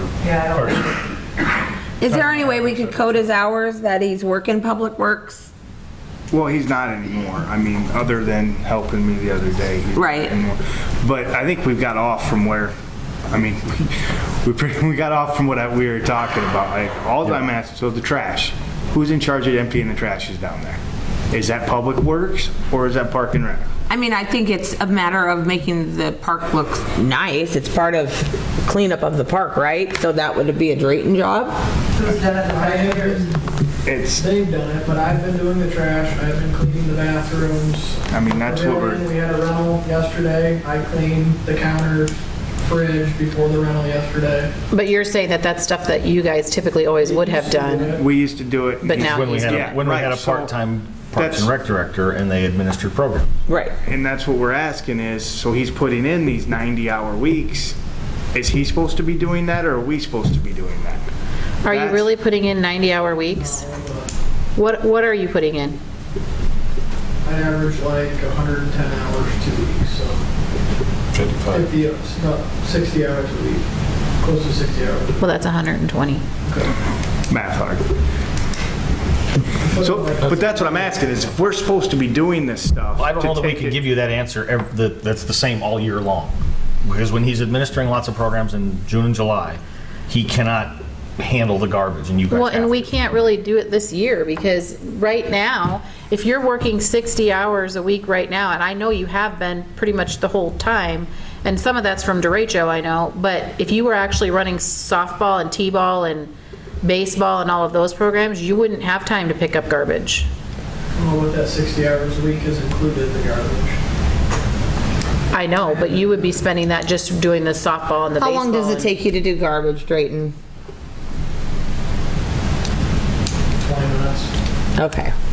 I don't foresee a problem with Drayton doing garbage. I have no issue doing trash and cleaning the bathroom. I just kind of feel like Drayton should maybe just keep reporting to Travis, and Travis should just... But the only I don't know. Travis, him reporting Travis as a direct supervisor, Travis is union, City Public Works union. And Drayton's not. And Drayton's not. It's just going to have to keep tweaking it. And that's it. That's why I asked, is there any way to code his hours when he does help out with Public Works? So that way, come a year from now, we can look at things, or before, we get blasted next summer with all the work that may need or may not, the next ratio, or, who knows. Can we see how many hours he's helped with Public Works versus Parks and Rec? But the things that Travis is talking about, maybe you wouldn't even notice that they were Public Works. Like if you're talking about picking up garbage and cleaning bathrooms. Well, like she said, it's a matter of making the parks look nice. Well, making the parks look nice is taking the garbage and making sure the garbage is put away properly, whatever, to the dumpsters, whatever. But I think your question is, right now, and he is doing that, so right now, if he's working 60 hours a week, you're asking if we take some of the stuff away from you guys, and I'm not talking about the bathrooms, but any of the other stuff that you guys do, you're saying it's going to put him at working too many hours. Right, I'm saying is if we need to take that stuff back, we have no problem to alleviate some of the stress on him, but we don't know what he's supposed to be doing. I mean, I guess that's the, and I know it's kind of hard, but because you guys aren't out there walking through the parks and stuff all the time, so it's. What do you think he should be doing? In your head, what is his responsibilities? I mean, I guess, I don't know what your guys' intent was. I mean, the program administration is my #1 goal for him. I know he needs facilities in order to do that. Right. He can be involved in some of the facilities maintenance, but that's typically been a part of Public Works task. And at different times of the year, he's going to have full-time administration and then part-time administration. And when he's part-time, he can certainly handle some of the responsibilities that you guys used to handle. When he's full, he can't, and you guys have to pick it up. I don't know how we deal with that, but it's going to be a cyclical thing. Well, and another thing is, during the summer, on a normal year, we'd have our pool open, and they're there, Public Works are there every day. Sure. They should be able to handle the garbage. More people are in the park, more garbage. I guess what maybe the three of you sit down and say Drayden, this is what's expected of you, Travis, this is what's expected of you, and if there's something in the gray middle area, you guys decide where it should go, how it should go. Because I think here soon, in the next couple of years, Drayton's going to be real busy. Where it's going to be mowing a lot of parks, and where it might be where we have to look into hiring that done. If he wants to keep up with all the programs and everything. Or use summer help or something like that, but yeah. We did redo his job description when we made it a full-time position, so maybe I can try to find that for Jeff, and when he has a copy to give to you guys, so you guys can put it up for review again. We did redo the job description when we changed it. Do we want to make, I'm sorry, go ahead. Do we want to make a change where he's overseen by administrator instead? I don't think you want him to be overseen by Travis, just because Travis's jobs and the city workers' jobs, or city public works jobs, are union, and he's not. So your two questions tonight were about his comp time, which he doesn't need more than 80 hours because he's... I got my question answered there. Okay, so he doesn't need any more than the 80 hours that everybody else gets. That was mostly mine. I think the other... And then the other thing was who he should report to. That's what you wanted. That's why it's on the agenda tonight. I think the other thing I wanted clarity on was that, yeah. And Travis, or, whatever, either way is fine. I think we just both want to know. And if Travis needs him to go clean the bathroom, let's say, he can always say to Jeff, hey, can Drayden go over and do this? Well, they're going to work together regardless. They'll work together just like they are right now. They don't have to come grab me and go, can he do this? They just do it. I don't... It's fine. But Travis, you don't look like you're very happy with those answers. No, I'm good. I think we're trying to fix something that isn't really broken. We're just trying to get clarification on who the boss is and... A lot of us... I don't know if it's broken because I'm not doing it every day. To ourselves. I think this, again, the handbook needs to be revised because this is one of the changes that I had in here long ago. Where does, in the organizational chart, we've had a Parks and Rec director, and there's nowhere on here who they report to. Yeah. So, that's probably again, a minimal part of what Travis is. No, I understand, but again, it falls with the handbook that there's a lot of things that need to be. I think it says in the ordinance of the department director. So we probably just haven't updated our book. No, it would be in the ordinance. It has the mayor, right? Mayor Pro. Right. I think it says in there that he reports to the city administrator. Yeah, Do you think he already reports to the city administrator? Sure it should say on the job description. The only one that reports is police chief reports to the mayor, Travis reports to the city administrator, and Travis's workers report to Travis. Well, I know, but they said we changed it because Connie shouldn't be overseeing Drayton. We had him report to Travis. But just unofficially. I don't think we changed it. I think we just did it. Gotcha. It was unofficial. Okay, so it was an unofficial change. So Drayton reports to you. We don't need to do anything. Right. And can you just double check? Yeah. We'll look at it. Find the ordinance. Yeah. I think in the job description when we posted it, we put that also. I think that's because usually any job description tells you who you. Do you guys, Travis? Do you need us to do anything else? Drayton? Are you guys going to get together and make a list? Check it. We already know who's naughty and nice out of the three of you. Okay. Correspondence. Anything? Nothing this time. City engineer report. A quick update on a few things. Water system, we met with the CDBG folks, Tom Bruce and John Bruce last week. We're going over the project as far as structuring this, that we have a water system project. The well will not be included in the CDBG application, but the water system that is inside the boundary of the previous income curve that it is what would be eligible for CDBG this time. So they're working on preparing that application. We stepped through a number of components on the water system improvements. They're going to take it, swing it, put together a draft. Hopefully next week I'll have something in front of me that we can review, and then we'll try to get this ready for the October application deadline. So we have September 15th is when the SRF committee should meet and make a decision. So that's coming up here this week. If we get on the IUP list, which is required to be eligible to apply for CDBG, that falls right in line. So I think it's September 15th that we're put on the IUP and we can apply in October for CDBG. That's a requirement to be on there. And based on past experience, we shouldn't have any issue, but on the well project, that's not included in that CDBG. We are looking at 4 sites, and currently, based on the evaluation, the well site out by the soccer fields is going to be the most cost-effective. We will have to have DNR do a site survey for that, and we're working on the paperwork to have them get that completed here soon. If that all passes, we'll come back with the cost breakdown, but we want to make sure that site's viable from that site separation requirement standpoint.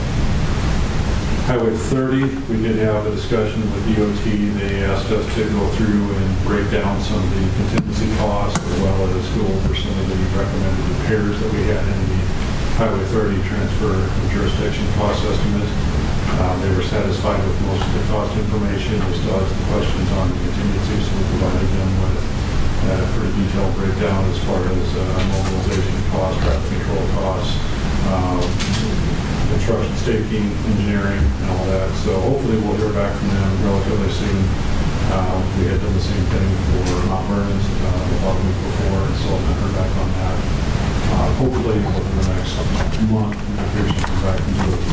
We'd like to have a chance to get this winter if we're going to have that other winter. The alley we've covered, and then the last thing I had was Travis had contacted me. There was some concern about using the well number 4 generator for the emergency shelter. So I provided some emails from past correspondence when we were working on the well project. We had already ordered that generator, and it was being fabricated when this whole situation came up with using that for emergency shelter. So the generator was sized to run the well. It wasn't sized to run the well and the emergency shelter, so we had put in switches so that you could run the well or you could run the emergency shelter, but not both. That requires taking the well out of service. At the point we were doing that, we still had in our mind that we were going to be able to use a railroad well to supplement the city's water system. Unfortunately, that's not there. We want here to keep up. So until we get another well in place for the generator, that generator priority is using it for water supply. And then if the tower is full and we have people out there and we need to transfer over, we can do that. But I just wanted to make sure we understood the history on that, that we already ordered the generator for the well at the point that came up, which is why it wasn't sized for. I actually had the generators on here because at our last meeting, Brandon had said that we need to figure something out to either try to figure out a way to get a generator at Southeast Lynn or at the school or somewhere in case we have a problem. And I thought we were going to have discussion about it, and it's not on here, so we need to probably get that on an agenda or something. Well, if we go forward with the well, we'll have emergency power there. So then this could be just fine at that point. But you didn't think that that would be big enough, did you? It can switch over. No, I mean the building. The building, yeah. Well, if we'd have had strong winds like Cedar Rapids had through the heart of here, yeah, that wouldn't have been big enough. Yeah, but I don't know. I think at the time, you know, that's what we had. We kind of killed two birds with one stone type of thing. We had the generator, we had the church. Well, it was done. I mean, this was a long time ago. And, you know, I don't, you know, I think now, like, if we have something to need it, I don't know if it's a big deal to turn up the level in the water tower to get a higher level. I don't know how that works, but is that possible, and then use the shelter for a brief period of time? And that's, we've always been able to use it for a brief period of time, but that's also, I mean, we have to switch it over, and if there's 100 degrees out there and we've got a bunch of elderly in there, I mean, they're going to be without AC for so that's 6 hours. But you're saying, Travis, that we're getting ready to have another well with a generator on it, and so it'll be a non-issue going forward. It should be a non-issue going forward.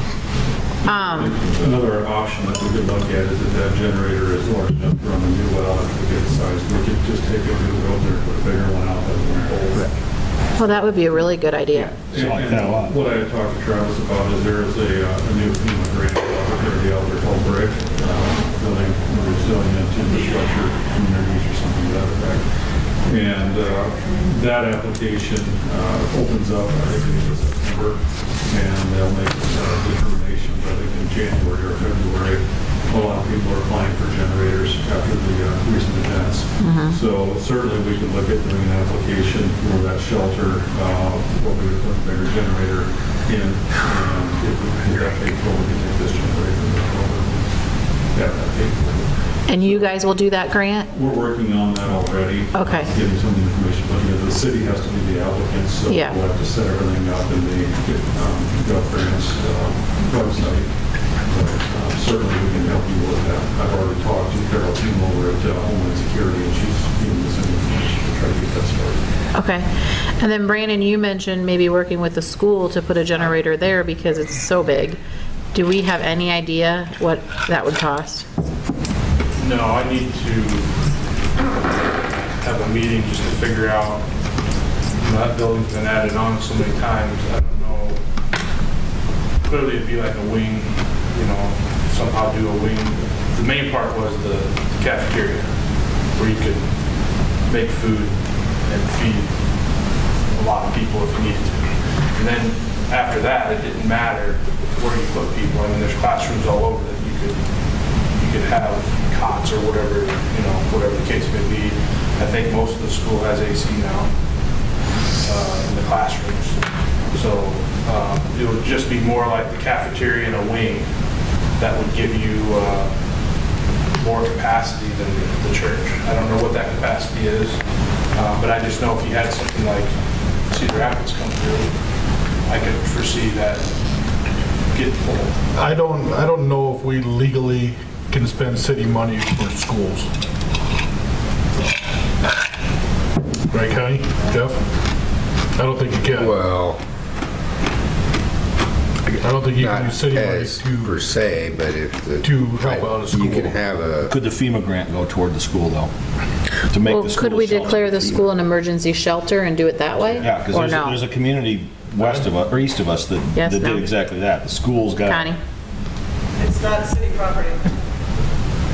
Remember when we asked the school for help on, they said they couldn't send in the school money on the city property. I don't know, something you could check into, but you guys had FEMA maybe, but city funds on someone else's property. You could have some kind of agreement with them that would allow us to share the cost or something like that, perhaps. Yeah, we already do that for the park and rec and the gym. Here's my question. If they could put a generator in, could we waive the ballpark fees for our half or something? Would that be legal? Why are you laughing? Because I answered your question already. We can't spend city money at the school. I'm not. the city's gonna spend it, and out of the graciousness of our hearts, we're gonna waive the ballpark fees for a couple years.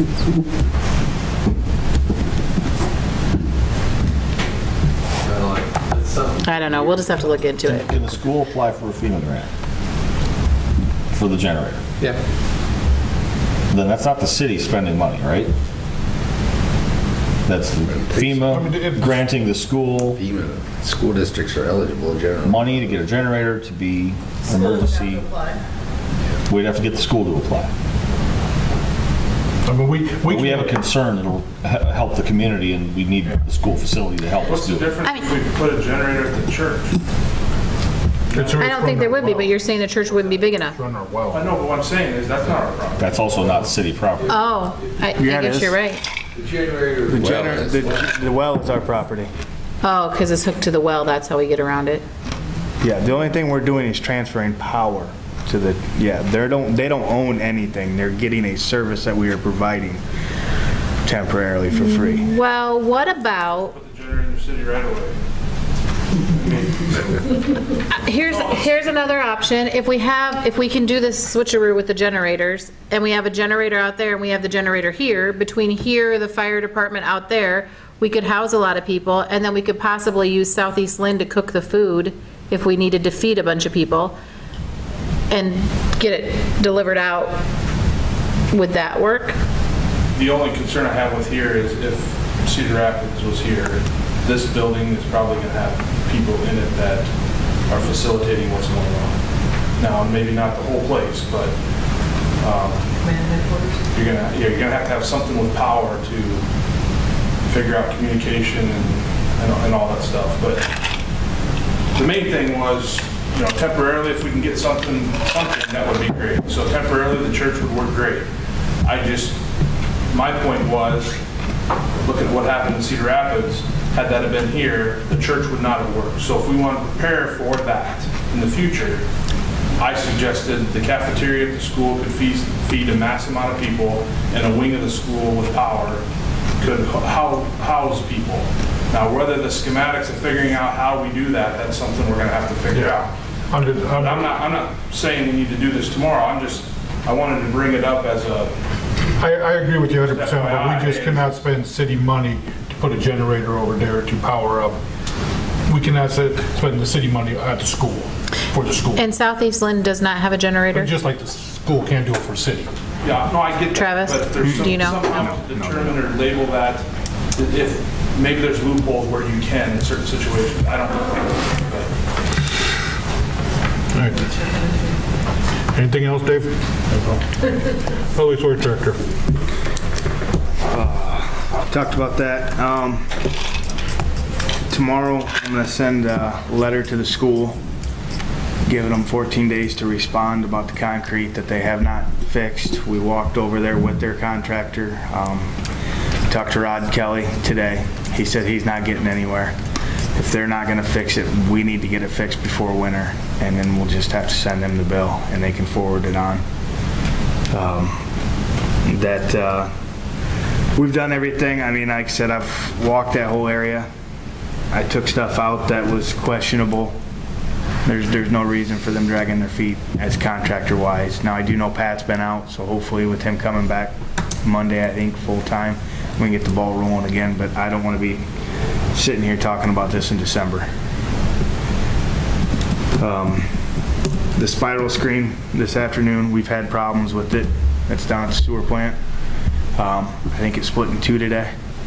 It's banging. I had to shut it down. I even had time to talk to Jeff about it.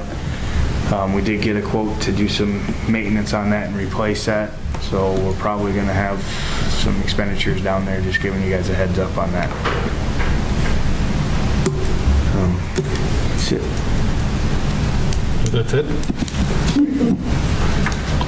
Parks and Rec Director. Did you guys discuss Halloween Town?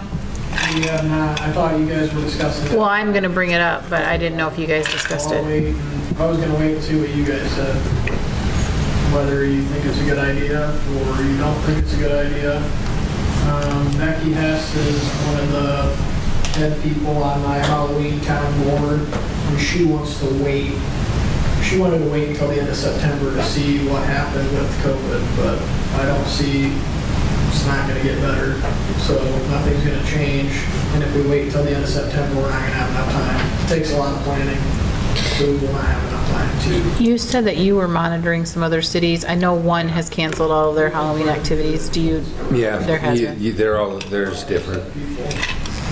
Yeah, some are having trick-or-treating in towns, but they don't want to be seen as condoning it or promoting it. But they know they can't really stop people from going door to door, but they're not promoting it. Some are declaring Beggars Night just like they always have. I have a question, and you guys can tell me if this is a stupid idea or not, but is there a way that we could set something up at the park where it would be different stations, so they would be all in different areas? People could register their kids ahead of times and get a ticket, and it could be done in like 3 different shifts. Like maybe one shift would be 5 to 5:45, and the next shift would be 6 to 6:45, and then the next shift would be 7 to 7:45. And whatever shift your kid was assigned, that's when you would bring them, and all of the stuff could be individually put together. And, you know, like instead of somebody standing there handing it out, the kids would maybe just go through and get their things from the different stations. Or, I mean, could something like that work, or does it just have to be canceled altogether? I think what we'd run into is similar to the splash pad. If all these other towns are canceling their Halloween events, guess where they're going to come? But they would have to be registered. Not everybody will know that. There will overhear somebody that said, oh, well, Lisbon's still having theirs, not knowing, and then we have a complete mess. Well, if they're not registered, they can't. No, I'm just saying, but then we have all these people showing up and we're turning them away. And I mean, I've worked the Halloween town. I've had a booth every year for the last couple years. It is crazy and it's busy. I don't think you can get enough, you have enough time slots to get people through either. Yeah, sorry, Mom. I don't like that idea. I like your idea, Stephanie. I mean, I understand what your idea. I get it. But you know, we've canceled everything else this year. I mean, we still haven't even had fireworks. That you canceled. That's what. I mean, the kids are just hoping to have Christmas this year. You know. I will tell you that tonight in our meeting we talked about doing a 31 days of October. It's like a treasure hunt. Scavenger hunt. Scavenger hunt. So we have all kinds of different items in our closet over at the park. And we thought like one day we would put a scarecrow in the city park, and you would have to go find the scarecrow, take a picture with it, and we would write this out on Facebook, and then they could put their picture with a comment on the post, and then we would pick one person every day to win a prize, to where they could come and pick up their prize at City Hall. So we have 31 prizes total for 31 days in October. And it helps out with the whole social distancing thing. Assuming that everybody's not taking a picture of the scarecrow at the same time, but you're not, you don't have a bunch of people down, you don't have 500 people downtown. I mean, because that's truly a number. Mm-hmm. I mean, I like that idea. We get like I do too. Which is just too much. And if we run into something like we did last year where it's super cold, then you got to move everything inside of the year. And we still had people waiting outside. Once again, it's 2020, so we could have a blizzard. Exactly. So I don't know. Travis. I don't like you guys to tell me what you want me to do. Well, I think we've established that we're probably going to have to cancel I would say, I would be saying no for Halloween Town. I mean, I hate to do it. I mean, we've done no for everything all year. I mean, why go this far and then all of a sudden break it? Yeah, the school's not having homecoming. I mean, they're having a homecoming game, but they're not having any. As long as they don't get out of hand. And can we still decorate the downtown? I mean, I don't see an issue with that. We can still decorate the downtown and do that stuff. We just won't be able to have the games. We won't be able to have the different groups come in and distribute candy. All the things that we would normally do. But we can still decorate, light up the downtown. We wouldn't shut it down. We wouldn't be shutting the streets down and stuff, so you just have to be careful with your decorations. Well, I'm talking Oh, you're just talking like lights up the poles? putting the snakes in. We'll see if we can get pumpkins from Kohl's and decorate the pots. Well, those could be for fall too, so they could stay up for a while. Okay. Done, Drayden? So it's probably no Halloween down, but look into that 31 days of October. That sounds like a great idea. I like that. Police Department report. Brandon and Jeff participated in our STEP program that ran over the Labor Day weekend to ensure people are being safe while they are out driving. Our department alone issued 32 warnings, 4 citations, 1 drug arrest, and a joint project that was run with Mount Vernon Police Department, Iowa State Patrol, and County Sheriff's Office in Lisbon. We did good on that. Have you, I'm just asking this, so have we had any problems with the proclamation that the governor put with bars and stuff? Have you noticed any problems with that? I can't answer that because She doesn't patrol. Past 6 o'clock. Yeah. Well, if you're going to get the report, they should report that. Brandon, have you? Yes, I know of no complaints coming in, I know of nobody saying anything to us of why is this happening. All right, Fire Chief's report.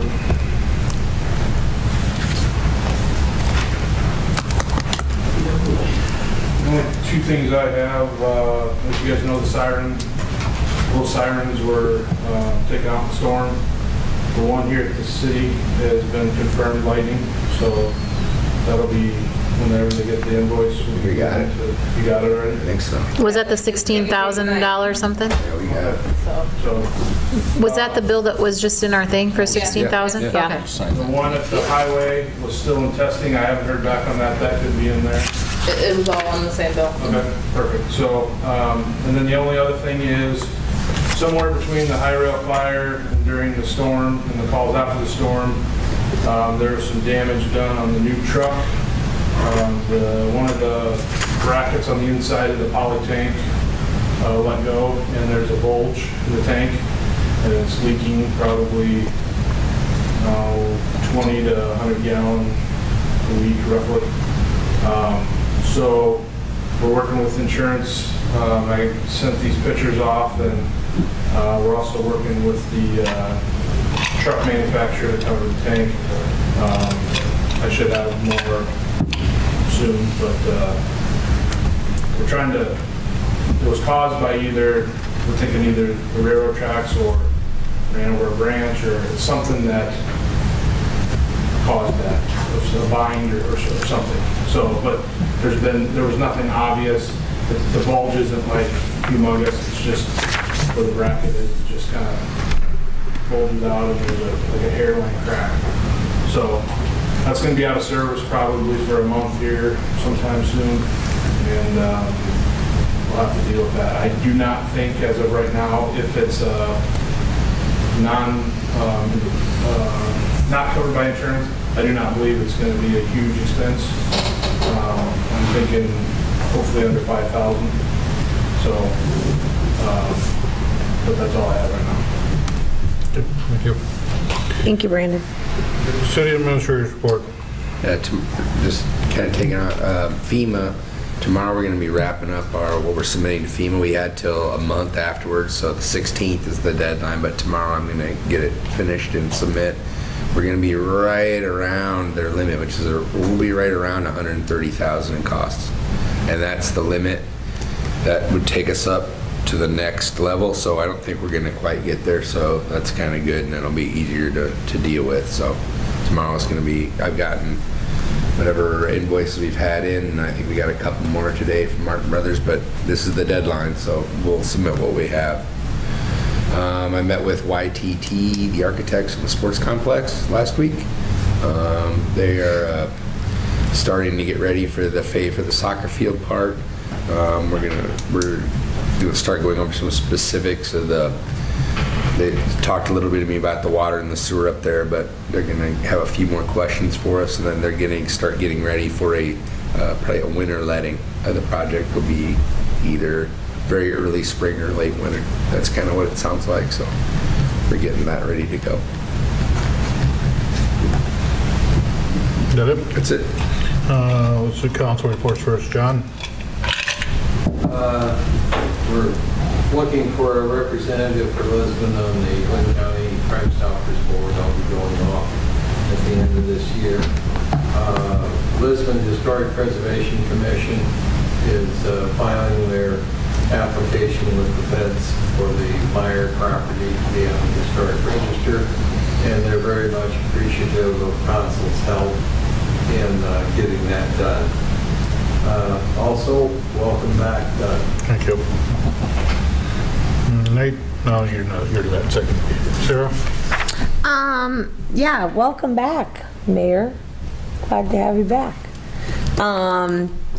Just thanks to the city, Public Works, Drayton, Fire Department, ambulance for kind of dwindling down the storm cleanup and everything else that has gone on with that. I know I thanked you last time, but I know there was still stuff going on, so thank you.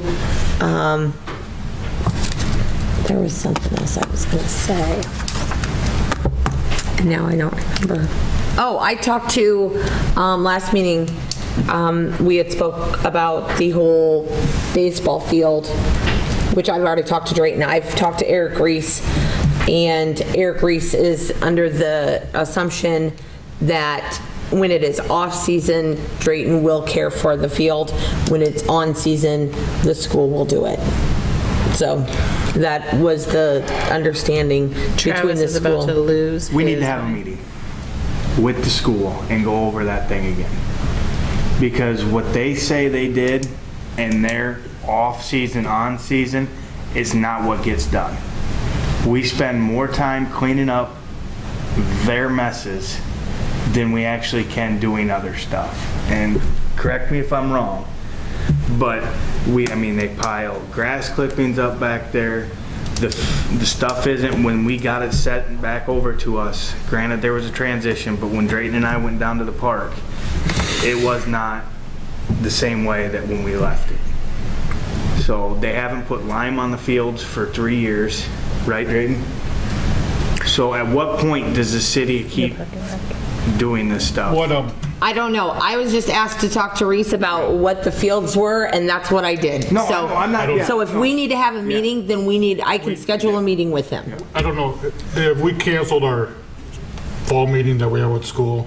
I know we canceled. I've tried to get a meeting. Superintendent's had a hip replacement. That's why I haven't been able to let's get that. And I mean, there's no reason why we can't have a meeting together. And have that. I mean, we could do it in the gym if we had to. We could do it in the auditorium. I mean, because we've asked. I know we asked for even the use of their drag to help maintain that field and keep it nice, and they've told Drayton no. Yep. So we went over there. We when put you a say water they, line, do you mean Eric Reese? as in. So we went in and we've put a water line in their bus barn for them. I mean, we've gone out of the way to help the school, and it's not getting reciprocated back. So when Pat gets back, we need to set that up soon. I mean, yeah. And you said he's coming back Monday? He should be back Monday. I think the 15th. Or maybe it's tomorrow or something. It's this week. Yeah. I got an email. So yeah, we from probably could try to do something the first week in October or something. I was going to try to sit down with him because the water. Is that quick enough, Travis? Yeah, I mean, we normally had an end of season meeting. Yeah. I know Rod Kelly was off. Pat's now been off. So we've had transition here. We haven't really had that, but we need to have that. Well, this would be a full council board meeting. No, and that's, okay. I think that's what it needs to be, because there's questions about the sprinkler system that they just put in over there. There's questions about our sprinkler system here that they have. I mean, there's just a lot of stuff that's going on between the school and the park. So we need for sure Eric Reese to be there. When you get a hold of Pat, we need to make sure Eric Reese is at this meeting. Okay. And probably Rod Kelly, maybe. Yeah. Possibly, yes. Rod Kelly. Those are just a few that, I mean, those are just a couple of people that should be there as far as, so the communication line is well known. What else you got, Sarah? That's it. Something. Sorry to raise with your blood pressure, Travis. No, you're fine. I'm good. Travis, every time Travis says, I'm good. I'm good. With his head down. Well, I do want to thank everybody for all the storm cleanup and everything, and I will tell you that I am really, really proud and impressed of our guys and what they did. I don't go to Cedar Rapids very often now that I work from home, but I have been to Cedar Rapids a couple times lately, and Marion, and obviously I know they're bigger cities and it's hard for them to get everywhere, but it is bad up there. It looks like a war zone up there. They are a big city and they have a lot more ground to cover, but they also have a lot more resources than we do. And I just want to say Travis did a really, really, really outstanding job facilitating that cleanup, getting in the extra trucks that we needed, and I'm just really impressed, and so I want to thank you, Travis, for taking the lead on that and getting it done, and I just want you to know that I really do believe that you did such a great job with that, and obviously, you know, Brandon and all the emergency stuff and all that kind of stuff, I mean, but when you look at other towns, we really did do an exceptional job. Here, here. And then I have gotten about 6 applications, I believe, for the city administrator position. Christina, is there any at City Hall? None. Okay. So I'm just looking for some direction from council. So for the other positions, John, myself, and Jeff met with whoever we chose from the applications and moved forward. This position is very, very different. And so I don't know if you guys want personnel to look at the applications and see. In my opinion, I would prefer that if just council met with all of them that were willing to come and have a meeting, if full council, and they can request a closed session if they want or whatever. I mean, I just want to know how you guys want me to go forward with it. Do you guys want us to do what we've been doing with all the other positions and bring you back a few candidates? Do you want us to interview everybody? Do you all want to interview everybody? Are we at our deadline? No, but the deadline will come before the next council meeting, so I just want to know. I think all of this job is a little big for a little big. So I think if everybody is on board, then I think that's probably the best route to go. And so that's probably going to require at least a couple of extra meetings over the next, you know, like if we did 2 a night, you know, you're potentially looking at 3 extra meetings. Well, I know, who was it? I think it was when we hired Christina. We just had them set up for, you know, like 45 minutes apart. I mean, did it like on a Tuesday night or Wednesday night, whatever, and it wasn't on a Monday night. I think we did it with Chris Coleman too. I mean, when we hired Chris Coleman, I mean, it's instead of just doing it 4, 5, 6, 2 or 3 nights, we do it all in one night. You just each well, what time do you want to start it? Let them know you know you got a half hour. You know, and you talk to the people that you want to interview and say, I got this time, I got 5, 5:30, 6:30, 7:30, 8:30. You know, I mean, they get a slot and it's all on the same night. That's, yeah. Well, you guys are 6 of them though. So what time do you want to start the meetings? Because you only want to give them a half an hour? I think you can probably make a decision in a half hour on them. I mean, don't you? I think an hour. I've interviewed a lot of people over years for an administrator position. That's a big job. I mean, you could do give 6, them a half 7, an hour, 8, or 7, 8, and 9. You've got how many council people and a mayor that have questions? Do 2 days, an hour piece, if you got 6 of them. And so you want to do them at 7, 8, and 9, or 6, 7, and 8? I'm leaving at 9 o'clock. Well, I know, but here's the problem. Travis can't always be here at 6. Travis can't be here on other nights. I know. I'm just saying. Well, then he can come in at 7 o'clock meeting. Nick, are you here because are you wondering what we discussed about your alley? Yeah, I kind of forgot about it. I was late getting off work tonight, so just to kind of, we did discuss it. They did look at it. They came back with a possible quote of how much it's going to cost. It's not budgeted this year. We are going to budget for it this next year. He's going to start with some easements to make sure that the cost that he's given us, so we can budget for it for this next year. Okay. So I didn't want to make you sit here and stand and... I don't care, it's all right. Okay. But anyways, I thought I would update you. I saw you out there, so I wanted to update you. I appreciate that. So. Yep, no problem. So how many you got? 6 so far, and there could be more. If it's, let's do it three a night. If it needs 3 nights, we'll do 3 nights. I mean, just pick a days. So we'll just do a Tuesday, Wednesday, Thursday of some week, or I'm sorry, a Tuesday, Wednesday of some week, Yep. and do 6, 6 o'clock 7, and start. 8. Yep. And somebody will let Travis know. Yep. Because it'll probably be, you know, like, I think, does it end at the end of September? Jeff, do you remember in the ad? Well, let me ask you this, since we're setting up a meeting, we're gonna have a council meeting, they got a request to go into closed session? Yeah. Because, I mean, anybody could sit out in the audience if they don't. Yeah. Okay. So, Just get the paper. What? You just need to get that paper prepared for each of them. You have to have a paper that each can have to sign off. For what? Closed session. For the closed session. That's being read. yeah. Oh, did we do that with all of our others? I've always done them for the ones I've gone into. They had me sign it. I mean, I was just wondering, because I don't know if you we have to do it interviewed for somebody and had a closed session. Who was it? Oh, it was you. Yeah. Did you sign one? That first night, I think I did.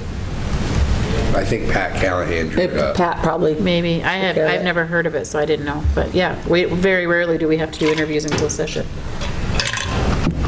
Well, I'll let you guys know once I figure out when the final posting. Christina, do you know? I was thinking, that's why I was asking. I thought it was the end of September, and Yeah, that's what I think, we'll too. have our next council meeting before then. No, we won't. We'll still have a council meeting yet before the deadline's up. 3 times, so.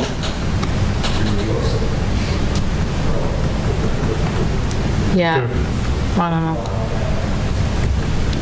Okay. Anything else, Steph? No.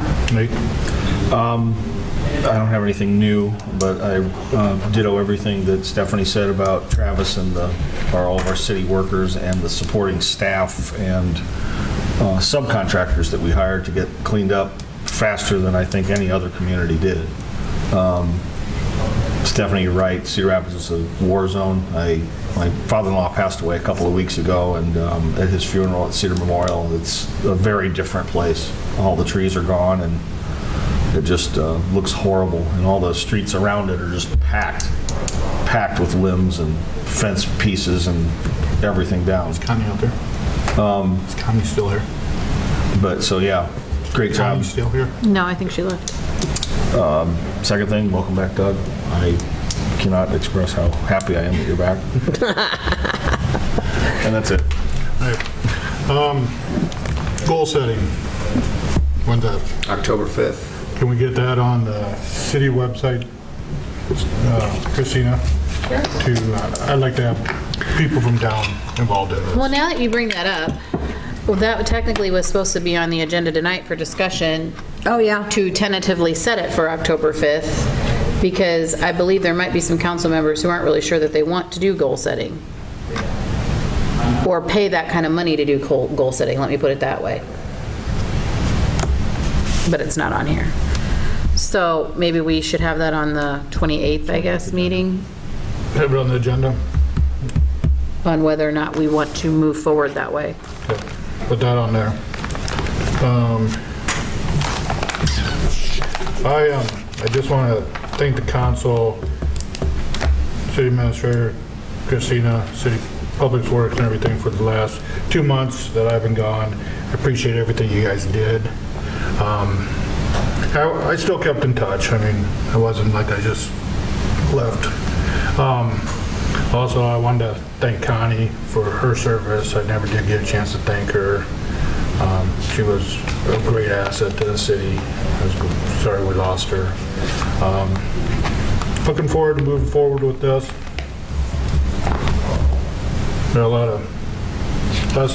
of stuff, big stuff coming up. I mean, our town's gonna have some major improvements coming up with the water main, with the parks, everything. So we're gonna keep plugging forward and keep it on track. I mean, that's why I really want this goal setting, because we need to keep on track of stuff. I mean, instead of just stopping stuff. So they were talking October 5th, or you were talking October 5th with meeting with the school. Obviously, if we're going to do it that day, we won't work. I mean, so it's either, I can't remember when the school board has their meetings. I can't remember if they're They just had one Wednesday. So they're on Wednesdays. So it'd be probably the third Monday in October would be with the school.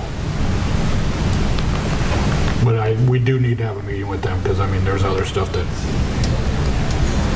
That'd be October 19th. It's getting pushed underneath the table that shouldn't be. Oh, I cannot have any meetings on October 19th, and I don't care if you guys have one, just I won't be there. We can do it on any night. I don't give a shit what night it is. Or crap what night it is. Anything else? I did forget one thing super quick. The Humvee has been listed. It's on govdeals.com. Any questions that are being called in here, we have to refer them to the site. All questions have to be asked via the govdeals.com website. So as soon as that question is posted, then I can on and answer it unless I have the answer. And we're up to? I'm sorry? What are we up to? We are sitting at 29 bids, and it closes on the 23rd of September, and our current high bid is $13,500. Oh, Wow. good. Nice. That's really good. Yes, people can come look at it if they want to. They just have to call me, can comment. Okay. Anything else? That's it. Meeting adjourned.